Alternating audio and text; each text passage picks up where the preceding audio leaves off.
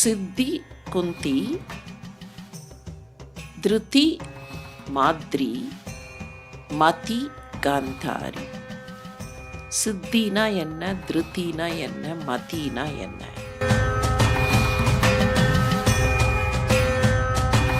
நீதி தேவதை கண்ணை கட்டி கொண்டிருப்பாள். ஏன் கண்ணை கட்டி கொண்டிருப்பாள்?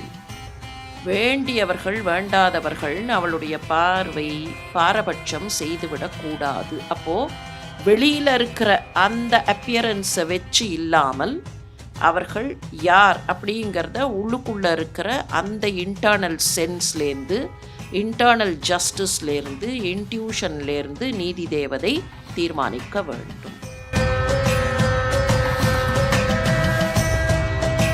பாண்டுவனுடைய 2 மனைவிமார்களும் பேரழகிகள். பெரியோர்களுக்கெல்லாம் மரியாதை கொடுத்து வாழ்கிறார்கள். 30 நாட்கள் ஆன பின்னர் திருமணம் நிறைவடைந்த 30வது நாள் பெரியோர்களிடத்தில் அனுமதி பெறுகிறான் பாண்டு. பீஷ்ம பிரமுகான் விருத்தான் அபிவாத்ய பிரணம்ய ச திருதராஷ்டிரம் ச கௌரவவ்யம் ச ததான்யான். பீஷ்மர் மற்ற பெரியவர்கள் எல்லாருக்கும் நமஸ்காரம் பண்ணிட்டு திருதராஷ்டிரனுக்கும் மற்றவர்களுக்கும் விடை சொல்லிவிட்டு எல்லாருடைய அனுமதியையும் வாங்கி கொண்டு என்னென்ன வழிபாடுகளெல்லாம் பண்ணணுமோ அந்தந்த வழிபாடுகளை பண்ணி பூஜையெல்லாம் பண்ணிட்டு கஜ வாஜி ரதௌகேன பலேன மகதாகமத, பலசாலியாக யானைப்படையோடும் குதிரைப்படையோடும் ரதங்களோடும் வீரர்களோடும் புறப்படுகிறான்.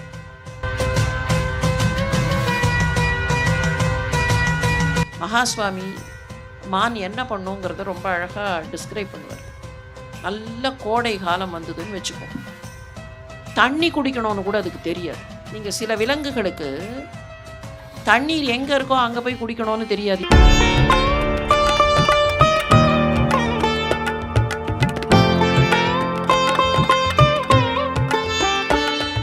ஸ்ரீ குருபியோ நமக. உலகம் யாவையும் தாமுள வாக்கலும் நிலைபெறுத்தலும் நீக்கலும் நீங்களா அலகிலா விளையாட்டுடையார். அவர் தலைவர் அன்னவர்க்கே சரண் நாங்களே.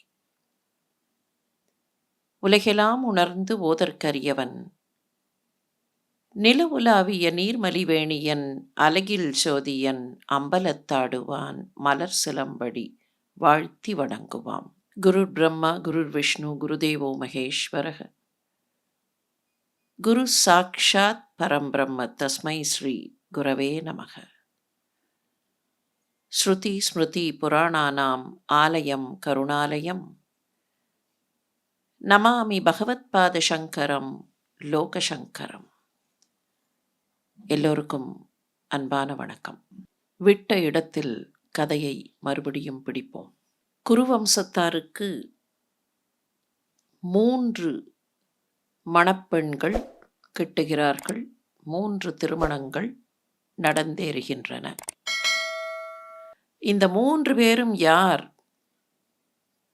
என்பதை பற்றிய ஒரு தகவல் இந்த கதையை பற்றிய விவரங்களை சொல்லுவதற்கு முன்னாலேயே உண்டு. அதில் ஒரு தகவலை பார்த்தோம். 3 பற்றியும் இந்த செய்திகள் உண்டு.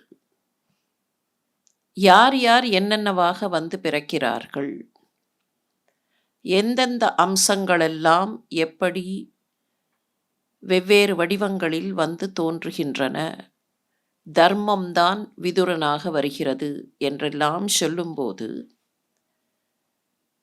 இந்த 3 பெண்களும் எந்த அம்சம், எந்த குணத்தினுடைய அல்லது எந்த தன்மையினுடைய அம்சங்கள் என்பதை பற்றிய விவரமும் உண்டு. சித்திர் திருதிஷ்ச ஏ தேவ்யௌ பஞ்சானாம் மாதரௌ துதே குந்தி மாத்ரீச்ச. 5 பேருடைய தாய்மார்களாக குந்தியும் மாத்ரியும். இவர்கள் யார் என்றால் சித்தியும் திருதியும்.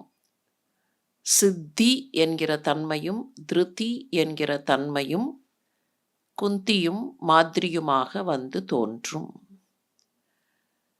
குந்தி மாத்ரி ச ஜக்ஞாதே மதிஸ்து சுபலாத்மஜா.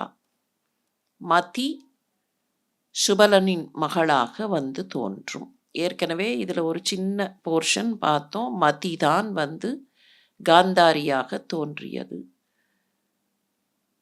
சித்தி குந்தி,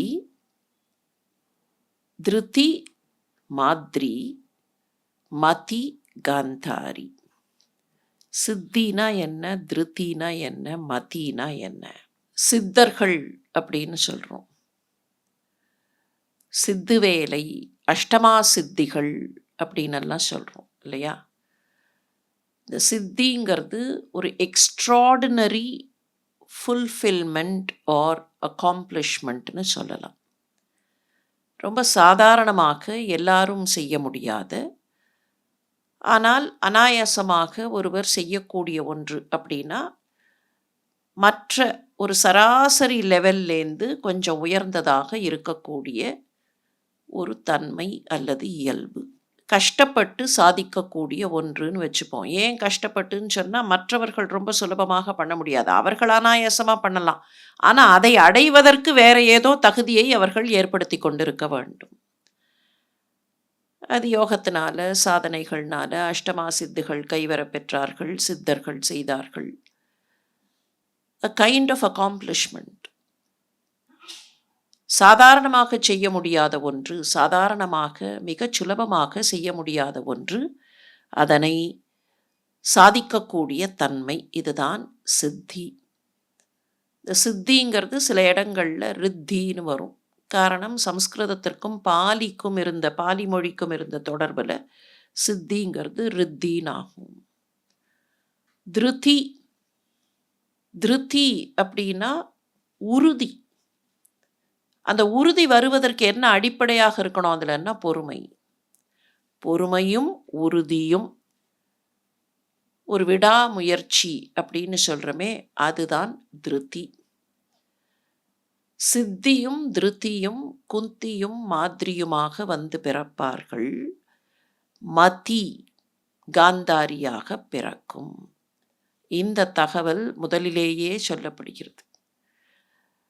கொஞ்சம் நம்ம விட்ட இடத்துலேருந்து கண்டினியூ பண்ணாமல் கொஞ்சம் முன்னால் போவோம். முன்கதை சுருக்கம் அப்படின்னு ஒவ்வொரு முறையும் நீங்கள் தொடர்கதையில் கண்டினியூ பண்ணும்போது முன்கதை சுருக்கத்தை படித்தா தான் சில சமயத்தில் நினைவே வரும் எந்த இடத்துல விட்டுருக்கோன்னு. இப்போ அந்த மாதிரி முன்கதைக்கு கொஞ்சம் போகலாம். காந்தாரி கண்ணை கட்டி கொண்டாள் அப்படிங்கிற அந்த கட்டத்துக்கு போவோம். வில்லிபாரதம் இதை ரொம்ப அழகாக வர்ணிக்கிறது. நதி அளித்தவன் ஏவலில் தூதர் போய் நயத்துடன் காந்தார பதி அளித்த மெய் கன்னியை தருக பூபதிக்கு என மன நேர்ந்தார். நமக்கு ஏற்கனவே தெரிஞ்ச விஷயம்தான். நதி அளித்தவன் ஏவலில், நதி அளித்தவன் பீஷ்மன், கங்கையினால் அழிக்கப்பட்டவன். அவனுடைய ஏவலில் தூதர் போய் நயத்துடன் காந்தார பதி அளித்த மெய் கன்னியை, காந்தார தேசத்தினுடைய அரசன், அந்த அரசனுடைய புதல்வியாக இருப்பவள், அவளை தருக பூபதிக்கென, எங்கள் குலத்தினுடைய அரசனுக்கு தருக என மனம் நேர்ந்தார். மதி அளித்த தொல் குலத்தவன் விழியிலா மகன் எனத் தமர் சொல்ல விதி அளித்ததென்று உள மகிழ்ந்தனள் வடமீன் எனத் தகும் கற்பாள். எல்லாரும் சொன்னார்கள் அவகிட்ட போய், அம்மா உனக்கு கல்யாணம் பேசுகிறார்களே அந்த மாப்பிள்ளைக்கு பார்வை இல்லை, விழியிலா மகன் என தமர் சொல்ல, தம்மை சேர்ந்தவர்கள் வந்து சொல்ல, விதி அளித்தது என்று உள மகிழ்ந்தனள், இது என்னுடைய விதி என்று அதற்கு மகிழ்ச்சி அடைந்தாள். அதற்காக அவள் வருத்தப்படவில்லை, கவலைப்படவில்லை. வடமீன் எனத் தகும் கற்பாள். வடமீன்கிறது அருந்ததி. சிலப்பதிகாரத்திலையும் கண்ணகிக்கு திருமணம் நடக்கும்போது வடமீனின் திறம் இவள் திறம், அருந்ததியின் திறம் இவளுடைய திறம் அப்படின்னு வரும். இமைத்த கண் இணை மலர்த்தி இனி நோக்கலேன். அவ தனக்குள் ஒரு விரதம் பூணுகிறாள். இமைத்த கண் இணை மலர்த்தி, இந்த 2 கண்கள் இருக்கே, இதை மலர்த்தி இனிமேல் நான் யாரையும் பார்க்க மாட்டேன். யான் ஒருவரை என்று சமைத்த பட்டம் ஒன்றினில் பொதி பெதும்பையை. சமைத்த பட்டம், கொஞ்சம் இந்த இடத்துல அவ துணியை அங்கே மடிச்சான்னு வரும் வியாசரில். சமைத்த பட்டம், ஒரு பொன் பட்டம், நல்ல அதை ஒரு பொன் பட்டத்தை, ஒரு பொன் தகட்டை எடுத்து அதில் தன்னுடைய கண்ணை பொதிந்து கொண்டாள். பட்டம் ஒன்றினில் பொதி பெதும்பை. பெதும்பையாக இருப்பவள் தன்னுடைய கண்களை அந்த பட்டத்திற்குள் பொதிந்து கொண்டாள். எவ்வளவு அழகான விஷயம். கண்ணையே அந்த பட்டத்துக்குள்ள பொதிந்து விட்டாள்னா, நீங்க ஒரு ஒரு மூட்டை மாதிரி ஒன்று இருக்கு, இல்லை ஒரு துணி இருக்குன்னா அதுக்குள்ள எதையாவது உள்ள வச்சாதான் அதை பொதித்து வைத்தல்னு பேரு. கண்ணை தனியா எடுத்து பொதித்து வைக்க முடியுமானா அந்த அளவுக்கு அந்த கண்ணை மறைத்து கொண்டாள். பொதி பெதும்பை. பெதும்பைங்கிறது, இதை வச்சு காந்தாரியனுடைய வயசை நாம் கணக்கு போட வேண்டாம். ஏன்னா சாதாரணமாக இந்த வார்த்தையெல்லாம் என்ன ஆயிடும்னாக்க 7 நிலைகள், பெண்களுக்கு 7 நிலைகள். அதில் பெதும்பை என்பவள் ஒருத்தி. பேதை, பெதும்பை, மங்கை, மடந்தை, அறிவை, தெரிவை, பேரிளம்பெண். அந்த கணக்குப்படி பார்த்தாக்க பேதை என்பவள் 5 வயதிலிருந்து 7 வயது. பெதும்பை என்பவள் 8லிருந்து 11. மங்கை என்பவள் 12, 13. மடந்தை என்பவள் 14லிருந்து 19. அறிவை என்பவள் 20லிருந்து 25. தெரிவை 26லிருந்து 31. 32லிருந்து 40 பேரிளம்பெண். அப்படின்னா அதுக்கப்புறம் கிடையாதான்னா பேர் இளம்பெண்கிற கேட்டகரியில் கிடையாது, அவ்வளவுதான். ஆண்களுக்கும் இதே மாதிரி 7 பருவங்கள் உண்டு. ஆனால் அங்கே ரொம்ப ஈஸி, நம்பரெல்லாம் ரொம்ப கஷ்டப்பட்டு கணக்கு வச்சுக்க வேண்டாம். 12 12ஆக மாற்றிண்டே போயிடலாம். பாலகன்,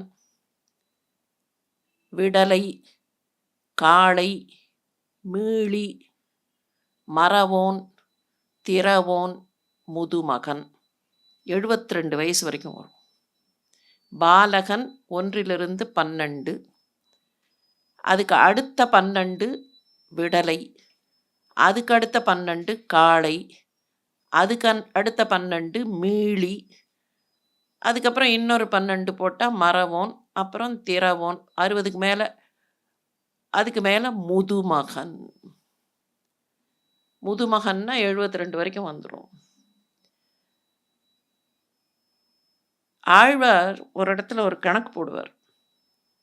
there had been no gender discrimination அப்படிங்கிறதுக்காக சொல்கிறேன். நேரடியாக மகாபாரத விஷயம் இல்லை.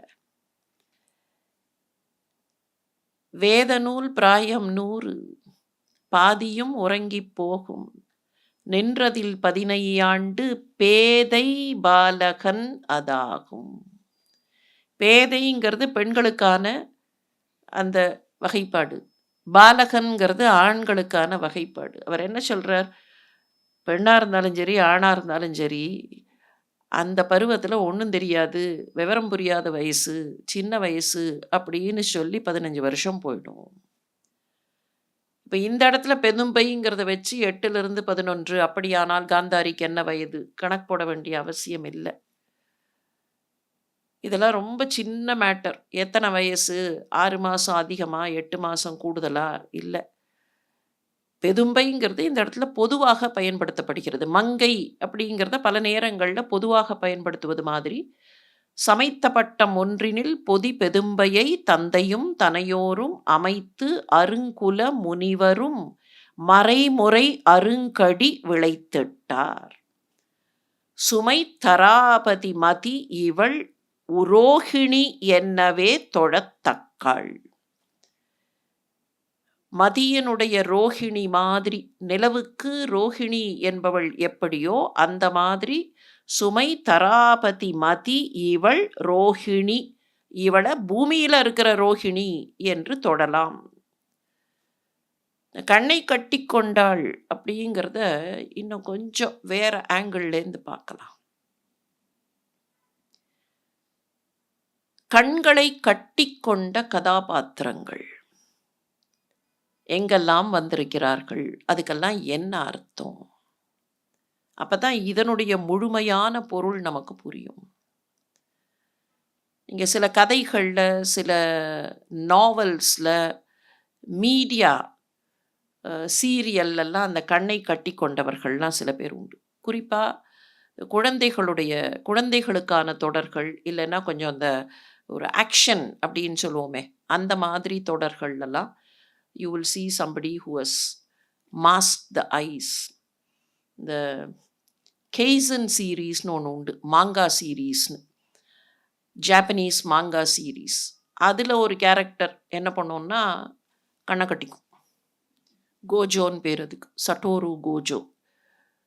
கோஜோ சாதாரணமாக கோஜோ. என்ன காரணத்தினால கண்ணை கட்டிக்கும்னு சொன்னால், அந்த ஒரு இளைஞன் ஒரு ஆசிரியராக இருப்பவர் அவருடைய மாணவர்களில் ஒருவரை இந்த பிளாக் மேஜிக் மாதிரி ஒன்று ஏதோ பிடிச்சிரும். அதை சரி செய்வதற்கு இவர்கிட்ட இருக்கிற எக்ஸ்ட்ராடினரி பவர், அதை கண்ணை கட்டி கொள்ளும் போது தான் அந்த சிக்ஸ்த் சென்ஸ் வேலை செஞ்சு அதை பார்க்க முடியும் என்பது போல் அது போகும். அப்போ தியேட்ரிக்ஸில், நாடக இயல் அப்படின்னு சொல்கிறோமே, தியேட்டர், ட்ரமட்டர்ஜி, இதிலெல்லாம் கண்ணை கட்டிக்கொள்வதாக ஒரு கதாபாத்திரத்தை படைத்தால் அதுக்கு சில ரீசன்ஸ் உண்டு. அது சில சங்கதிகளை நமக்கு தரும். அதே மாதிரி இன்னும் சில கதைகளில் பார்த்தோம்னா, ஒரு கேரக்டர் கண்ணை கட்டிண்டா என்ன அர்த்தம்னா, இந்த கண்ணை இப்போது மறைத்து கொண்டால் மற்ற சென்சஸை நான் இன்னும் கொஞ்சம் டீப்பாக பார்க்குறேன், இல்லை என்னுடைய வெளி அட்ராக்ஷனை கட் பண்ணி உள்ளுக்குள்ளே இருக்கிற இன்ட்யூஷன் என்ன, அந்த இன்ட்யூஷன் என்ன சொல்கிறதுங்கிறத கவனிக்கிறேன் அப்படின்னு வரும்போது, அந்த மாதிரி சீன்லலாம் பார்த்தோம்னா டக்குன்னு எடுத்து கண்ணை கட்டிக்கும். கண்ணை கட்டிண்டாக்க கான்சன்ட்ரேஷன் உள்ளுக்குள்ளே போகும் அப்படிங்கிற மாதிரியாக ட்ரமட்டர்ஜியில் உண்டு. அதாவது இது செகண்ட் சைட்னு பேர். Close the side so that you are able to access your second side or the internal side. இதே ட்ரமட்டர்ஜியில் இன்னொரு விஷயம் இருக்குது. தன்கிட்ட இருக்கிற அதீதமான ஒரு பவர், அந்த பவரை சில நேரத்தில் பயன்படுத்தக்கூடாதுன்னா கண்ணை கட்டினா அந்த பவரை பயன்படுத்தாமல் இருக்கிறது. இப்போ ஒருத்தருக்கு சண்டை போடுறதுல, இப்போ வாலி மாதிரி ஒருத்தர்னு வச்சுப்போமே, நமக்கு தெரிஞ்ச ஒரு கேரக்டரே எடுத்துப்போம். வாலி பலத்தை வாங்கி விடுவான் அப்படின்னு சொல்கிறோமா இல்லையா? No, I want to have a fair deal. நான் அடுத்தவர்களுடைய பலத்தை நான் வாங்கிறதுக்கு விருப்பப்படலை அப்படின்னா கண்ணை கட்டி கொண்டு சண்டை போட்டால் அது ஒரு ஈக்குவலாக லெவல் பிளேயிங் ஃபீல்டில் சண்டை போடுற மாதிரி. இதனுடைய இன்னொரு எக்ஸ்டென்ஷன் எப்படின்னா, என்னிடத்தில் இருக்கிற திறமை அப்படின்னு நான் அதுக்குள்ளேயே விழுந்துடுறேன் இல்லையா, அதுலேருந்து வெளியில் கொண்டு வரத்துக்கும் கண்ணை கட்டுவது. எனக்கு இருக்கிற விஷயம் அப்படிங்கிற அந்த ஒரு ஆணவம் இருக்கே, அதுக்குள்ளே விழுந்து விடாமல் இருப்பதற்கும் கண்ணை கட்டுவது. இப்படி ட்ரமட்டர்ஜியில் கண்ணை கட்டுறதுக்கு நிறைய விஷயங்கள் உண்டு. இதெல்லாம் எங்கேருந்து வந்தது அப்படின்னா,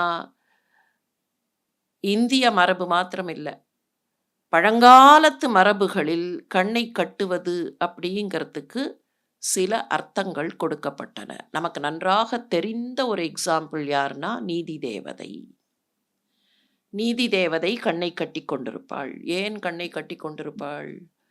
வேண்டியவர்கள் வேண்டாதவர்கள்னு அவளுடைய பார்வை பாரபட்சம் செய்துவிடக்கூடாது. அப்போ வெளியில இருக்கிற அந்த அப்பியரன்ஸை வச்சு இல்லாமல் அவர்கள் யார் அப்படிங்கிறத உள்ளுக்குள்ள இருக்கிற அந்த இன்டர்னல் சென்ஸ்லேருந்து, இன்டர்னல் ஜஸ்டிஸ்லேருந்து, இன்ட்யூஷன்லேருந்து நீதி தேவதை தீர்மானிக்க வேண்டும். இதுக்கும் முன்னோடியா இந்திய மரபுல ஒருத்தனுக்கு கண் தெரியாதவன்னு பேரு, பார்வையற்றவன்னு பேரு, அந்தகன். யமனுக்கு அந்தகன்னு பேரு. யமன் பார்வையற்றவன் என்றே அழைக்கப்படுகிறான். பார்வையற்றவன் அர்த்தம் இல்லை. when he performs his function, he should not use his external centered vision. அவன் பாரபட்சம் காட்டக்கூடாது. வேண்டியவர்கள் வேண்டாதவர்கள் பார்த்துட்டா, அடடா இவர்களை எனக்கு தெரியுமே, யமன் அப்படி நினைக்கிறது இருக்கட்டும். யமன் வந்து நின்னுட்டான்னு வச்சுப்போம். யமன் கண்ணுக்கு நேரா தெரியும்போது, நான் யமன் கண்ண பார்த்து, "ஹலோ யமா, எப்படி இருக்க?" அப்படின்னா, ஐயோ! ரொம்ப ஃப்ரெண்ட்ஷிப் தெரிந்தவர்களாச்சே அப்படின்னு அவன் தன்னோட வேலைய பண்ணாம விட்டுட்டான்னா என்ன பண்றது? அதனால யமன் பார்க்கக்கூடாது, வேண்டியவர்கள், வேண்டாதவர்கள் என்கிற எந்த சிந்தனையும் அவனுக்கு இருக்கக்கூடாது. இத நெறைய இடத்துல பார்க்கலாம். அதே மாதிரி பார்வை கட்டப்படுகிறது அப்படிங்கிறது சில நேரத்துல அவர்கள் தவறு செய்து விட்டால் அவர்களுக்கு ஒரு தண்டனையாகவும் கொடுக்கப்படும். கிரேக்க புராணங்கள்ல திரசியஸ் அப்படின்னு ஒருத்தன் உண்டு. எதீனா அப்படிங்கிற பெயர நாம கேள்விப்பட்டிருப்போம். கிரீக் மித்தாலஜியில எதீனா, ஏதென்ஸ்லேருந்து எதீனாங்கிற பேரு நமக்கு தெரியும். எதீனாவை இவன் ஒரு முறை பார்த்து விட்டான். அவள் நீராடிக் கொண்டிருக்கும்போது பார்த்து விட்டான். அதற்காக எதீனா உடனடியாக அவன் கண்களை கட்டும்படியாக சாபம் கொடுக்க, ஒரு பட்டை வந்து அவனுடைய கண்ண கட்டிடுறது. அந்த மாதிரி கண்ணு கட்டப்பட்டு அவன் இருக்கிறான் அப்படிங்கிறதுனால, அதுக்கு ஒரு காம்பன்சேஷனா அவனுக்கு அப்புறமா ஜீயஸ் என்ன பண்றாருன்னா, "நீ நீண்ட நாட்களுக்கு வாழுவாய். வெளியில் பார்க்காவிட்டாலும் உள்முகமாக உன்னுடைய கவனத்தை செலுத்தி, வருங்காலத்தை தீர்க்க தரிசனத்தில் சொல்லக்கூடிய தன்மை உனக்கு வரும்." நீங்க சுத்தி பார்த்தா கடைசியில எங்கன்னா, அந்த புறப்பார்வைய கண்ட்ரோல் பண்ணும்போது, அகப்பார்வை விலாசமாகும். அதுக்காகத்தான் அது அந்த மாதிரி கொடுக்கப்பட்டிருக்கக்கூடிய விஷயம். ஈடிபஸ்ன்னு ஒருத்தன். கிரீக் மித்தாலஜியில இந்த ஈடிபஸும் உண்டு. ஈடிபஸ் காம்ப்ளெக்ஸ் அப்படின்னெல்லாம் சைக்காலஜியில வரும். இந்த ஈடிபஸ் என்ன பண்றான்னா, தன்னுடைய தந்தையை கொன்றுவிட்டு தன்னுடைய தாயை மணந்து கொள்கிறான். அதனால தான் அது ஈடிபஸ் காம்ப்ளெக்ஸ்ன்னு அந்த மாதிரி சில நேரங்கள்ல தாயையே சில பேர் காதலித்தால் அல்லது அவர்களிடத்தில் நெருக்கமாகும்போது, அது ஃப்ராய்டுடைய சைக்காலஜி தியரி. நம்ம அதுக்குள்ள இப்ப போக வேண்டாம். இந்த ஈடிபஸ் தன்னுடைய கண்ணை கட்டிக்கொள்கிறான். தன்னுடைய தவறை உணர்ந்த பின்னால் தன்னுடைய கண்களை கட்டிக்கொள்கிறான். இனிமேல் நான் பார்க்க மாட்டேன். அங்க அதுக்கு என்ன விளக்கம்னா, புறப்பார்வையில் நான் பெரிய அழகன், என்னுடைய தாய் அழகாக இருக்கிறாள், எங்க அப்பா அழகா இல்ல அப்படின்னெல்லாம் அவனுக்கு அந்த சைட்டோட ஆரகன்ஸ் இருந்தது.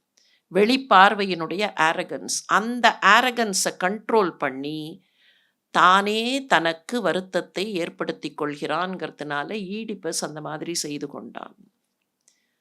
இந்த மாதிரி மித்தாலஜி அப்படின்னு சொல்றோமே, அந்த மித்தாலஜியிலையும் ட்ராமாட்டிக்ஸ்லையும் ட்ராமட்டர்ஜியிலையும் கண்களை கட்டிக்கொள்வது அப்படிங்கிறது பல சங்கதிகளை தெரிவிக்கும். அதுல இன்னொரு முக்கியமான சங்கதி என்னன்னா, ட்ராஜிக் ஐரணி அப்படிம்பார்கள். அவலமுரண். ஒரு விதமான அவலமுரண். என்ன அவலமுரண்னா, வெளியில நன்றாக பார்க்கக்கூடியவர்களை பார்வை அற்றவர்கள் என்றும், வெளியில் பார்க்க முடியாமல் உள்முகமாக பார்க்கக்கூடியவர்களை பார்வை செறிந்தவர்கள் என்றும் சொல்லக்கூடிய ஒரு அவலமுரண். இப்ப நம்ம கொஞ்சம் பின்னால போய் பார்த்தோம்னா, ஒருத்தரை பத்தி ஏற்கனவே பார்த்தோம். அவர் பிறக்கிறார் அப்படிங்கிற நிலைமையிலேயே ஒருத்தரை பத்தி பார்த்தோம். அவர் எப்படிப்பட்டவர் அப்படின்னு பார்த்தோம். அவர் பிரக்ஞ சக்ஷுர். அவருடைய கண்கள் என்னன்னு கேட்டா, அவருடைய பிரக்ஞை, அவருடைய அகஞானம். இது யாருக்கு வந்ததுன்னு கொஞ்சம் நினைவுபடுத்திக் கொள்ளுங்கள். திருதராஷ்டிரனுக்கு. திருதராஷ்டிரன் எப்படிப்பட்டவன்னு சொல்லும்போது, திருதராஷ்டிரன் பிரக்ஞ சக்ஷு கொண்டவன் அப்படின்னு ஒரு செய்தி வந்தது. கொஞ்சம் கதையில இப்படியும் அப்படியுமா போவோம். கொஞ்சம் ஃபாஸ்ட் ஃபார்வர்ட் பண்ணி போனோம்னா, பாண்டுவுக்கு புதல்வர்கள் பிறந்து விட்டார்கள். பாண்டுவும் மாத்ரியும் சில கணங்களின் தவறுகளால் இறந்து போகிறார்கள். அந்த நிலைமையில குந்தியை புத்திரர்களோடு சேர்த்து ஹஸ்தினாபுரத்திற்கு முனிவர்கள் அழைத்து கொண்டு வருகிறார்கள். ரொம்ப அழகா இருக்கும். சில விஷயங்கள்லாம் ரொம்ப டீட்டெயில்டா உள்ளுக்குள்ள போனோம்னா அழகா இருக்கும். பாண்டு இறந்தாச்சு. மத்ரி விழுந்து கிடக்குறா. பாண்டு மேல போயி மத்ரி விழறா. 2 பேருக்கும் அப்போ ஒரு உரையாடல் வருகிறது. மாத்ரிக்கும், குந்திக்கும். குந்தி தான் இறந்து போகிறேன்னு சொல்றா. "இல்ல, இல்ல நீ குழந்தைகளை பார்த்துக்கொள். நான் தானே இதற்கு காரணம். நான் இறந்து போகிறேன்னு" மாத்ரி சொல்றா. இந்த 2 பேரும் பேசிக்கொண்டே இருந்துவிட்டு மாத்ரி போய் விழுந்துர்றா. அவர்கள் 2 பேரும் இறந்து போகிறார்கள். இதை முனிவர்கள் பார்க்கிறார்கள். வானலோகத்தில் சஞ்சரித்துக் கொண்டிருக்கக்கூடிய முனிவர்கள் பார்க்கிறார்கள். அடடா! இந்த பெண் தனியாக இருக்கிறாள். அந்த புதல்வர்கள் 5 பேரும் இருக்கிறார்கள். இவர்களை உடனடியாக நாம் ஹஸ்தினாபுரத்திற்கு அழைத்துக் கொண்டு போய் பீஷ்மரிடத்திலேயும், திருதராஷ்டிரனிடத்திலேயும் ஒப்படைக்க வேண்டும். ஒப்படைக்க வேண்டும்னு தீர்மானம் பண்ணி ஒரே கணத்துல அந்த ஏற்பாட்டை செய்கிறார்கள். தஸ்மின்னேவ க்ஷணே சர்வே தானாதாய பிரதிஸ்திரே பாண்டோர்தாராம்ஸ்ச புத்ராம்ஸ்ச ஷரீரே தே ச தாபசாகா. தபஸ்விகள் அந்த பெண்ணையும், பாண்டுவின் தாரமாக இருக்கிற அந்த பெண்ணையும், புத்திரர்களையும், அங்க 2 ஷரீரங்கள் கிடக்கிறதே அந்த ஷரீரங்களையும் தே இம்மீடியட்லி டிரான்ஸ்போர்ட், கண நேரத்தில் தே டிரான்ஸ்போர்ட் டு ஹஸ்தினாபுரம். ஹஸ்தினாபுரத்தினுடைய வாசல்ல தலைவாயிலில் வந்து நிற்கிறார்கள். அப்போ எல்லாருக்கும் இவர்கள் வந்த நேரம் ஒரு வைகறை பொழுது. எல்லாரும் அப்பப்போ அவர்களெல்லாம் வீடுகளை விட்டு வெளியில் வரும்போது வெளியில் இருக்கிற தலைவாயிலில் இருக்கிற காவலர்கள்கிட்ட போய் அரசனிடத்தில் சொல்லுங்கள், நாங்கள் அழைத்து கொண்டு வந்திருக்கிறோம் இவர்களைன்னு சொல்ல, அவர்கள் அரசனிடத்தில் சொல்ல போகும்போது அதே நேரத்தில் அந்த வைகறை பொழுதில் சிலர் வெளியில் வருகிறார்கள். யார் வெளியில் வருகிறார்கள் அப்படின்னு சொல்ற அந்த ஸ்லோகம், ததா பீஷ்மக சாந்தனவக சோமதத்தோத பாஹ்லிகக பிரக்ஞா சக்ஷுச்ச ராஜரிஷி க்ஷத்தாச்ச விதுர ஸ்வயம். மற்ற 3 பேருக்கும் பேரு. ததா பீஷ்மக சாந்தனவக, சாந்தனுவின் மகனான பீஷ்மன். சோமதத்தோத்த பாஹ்லிக, சோமதத்தன் யாருன்னா பாஹ்லிகனுடைய மகனாக இருக்கிற சோமதத்தன். இந்த பாஹ்லிகன் யாருன்னு கேட்டா சாந்தனுவுக்கு சகோதரன். அதனால அந்த வம்சம், அந்த அடுத்த தலைமுறையில் சோமதத்தன். விதுர ஸ்வயம், விதுரர் தானே வருகிறார். இந்த 3 பேரும் இப்போ பேரே சொல்லாம ஒருத்தரை பத்தி டிஸ்கிரிப்ஷன் வருது. பிரக்ஞா சக்ஷுச்சராஜ ரிஷி. தன்னுடைய கான்ஷியன்ஸையே தன்னுடைய பார்வையாக கொண்ட, தன்னுடைய பிரக்ஞையையே தன்னுடைய பார்வையாக கொண்ட ராஜரிஷியாக தன்னை தவத்தில் ஈடுபடுத்தி கொண்டிருக்கிற திருதராஷ்டிரனும் வருகிறான். அப்ப திருதராஷ்டிரனை பத்தின டிஸ்கிரிப்ஷன் ஆரம்பத்தில் எப்படி இருக்கு? What is expected out of him. அப்போது வரைக்கும் திருதராஷ்டிரன் அப்படித்தான் இருக்கான். பாண்டுவின் மரண நேரம் வரைக்கும் அவன் அப்படித்தான் இருக்கான். இதுதான் அந்த அவல முரண். என்ன அவல முரண்னு கேட்டா, திருதராஷ்டிரன் பிசிக்கலி பார்வையில்லாதவன் காட்டப்படுகிறான். ஆனால் உள்ளுக்குள்ளே அவனுடைய கான்ஷியன்ஸ் சரியாக இருக்கிறது. அது வரைக்கும் இருக்க வேண்டும். இன்னொரு பக்கத்துல காந்தாரி வெளியில பார்வை இருக்க, ஆனா மறைத்து கொள்கிறாள் அப்படின்னு காட்டப்படுகிறாள். இந்த அவல முரண்ல என்ன, யார் பார்வையற்றவர்கள்னு காட்டப்படுவார்கள்னா, யார் அகப்பார்வை கொண்டவர்களோ அவர்கள் பார்வையற்றவர்களாகவும், யார் வெற்றுப்புறப்பார்வை கொண்டவர்களோ அவர்கள் பார்வை இல்லாதவர்களாகவும் காட்டப்படுவார்கள்னு கணக்கு. இந்த அவல முரணை 2 பேர்கிட்டையும் பார்க்குறோம். இவனுக்கு கடைசி வரைக்கும் உள்ளுக்குள்ள தெரிகிறது தன்னுடைய மகன் தப்புன்னு. ஆனாலும் அதை ஏற்றுக்கொள்வதற்கு பாசம் மறுக்கிறது. காந்தாரி வெளியில பார்த்து கண்டுபிடிச்சிடலாம், ஆனாலும் கண்ணை கட்டிக்கொண்டு பாசத்தை பெருக்கிக் கொள்கிறாள். இந்த அவல முரண் தான் 2 பேர்கிட்டையும் பார்க்குறோம். 2 பேருக்கும் தெரிகிறது ஒருத்திக்கு புறப்பார்வையில் தெரிகிறது, ஒருவருக்கு அகப்பார்வையில் தெரிகிறது. இருந்தாலும் தெரிந்து கொள்ளவோ புரிந்து கொள்ளவோ அவர்கள் சித்தமாக இல்லை. இப்படி சொல்லிட்டு வந்து அவ என்ன பண்ணா காந்தாரி, பட்டம் ஆதாய கிருத்வா, பட்டம் ஒன்றினில் பொதி பெதும்பை. அவ அந்த பக்கம், இந்த பக்கம் குந்தி யாரு, பிருதுலோச்சனா, கண்கள் அகலமாக திறந்தவள். குந்திய பத்தி ஒரு விஷயம் பார்க்கணும். அவ துர்வாசருக்கு பணிவிடை செய்கிறாள், ஸ்வீகாரம் போகிறாள். ஸ்வீகாரம் போன இடத்துல வளர்த்த தந்தை சொல்கிறார், இவருக்கு பணிவிடை செய். நேத்திக்கு ஒரு விஷயம் பார்த்தோமே, அதுக்கும் இதுக்கும் ஒரு சின்ன வித்தியாசம் இருக்கு. அரண்மனையில் இருக்கிற இளவரசி அல்லது ஒரு ரிஷியினுடைய மகளாக இருந்தாலும் கூட she will be incharge of the hospitality அப்படின்னு பார்த்தோம்.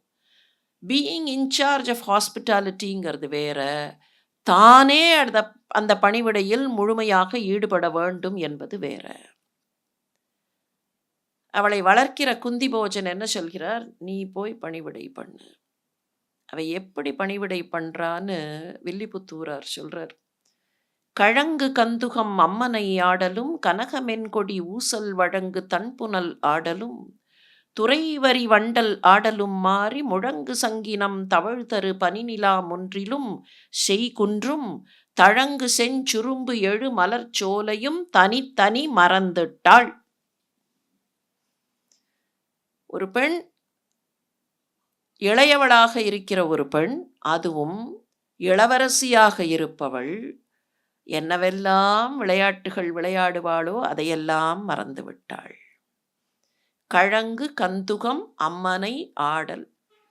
சின்ன பெண்கள் கழங்கு ஆடுவார்கள்னு பேர்.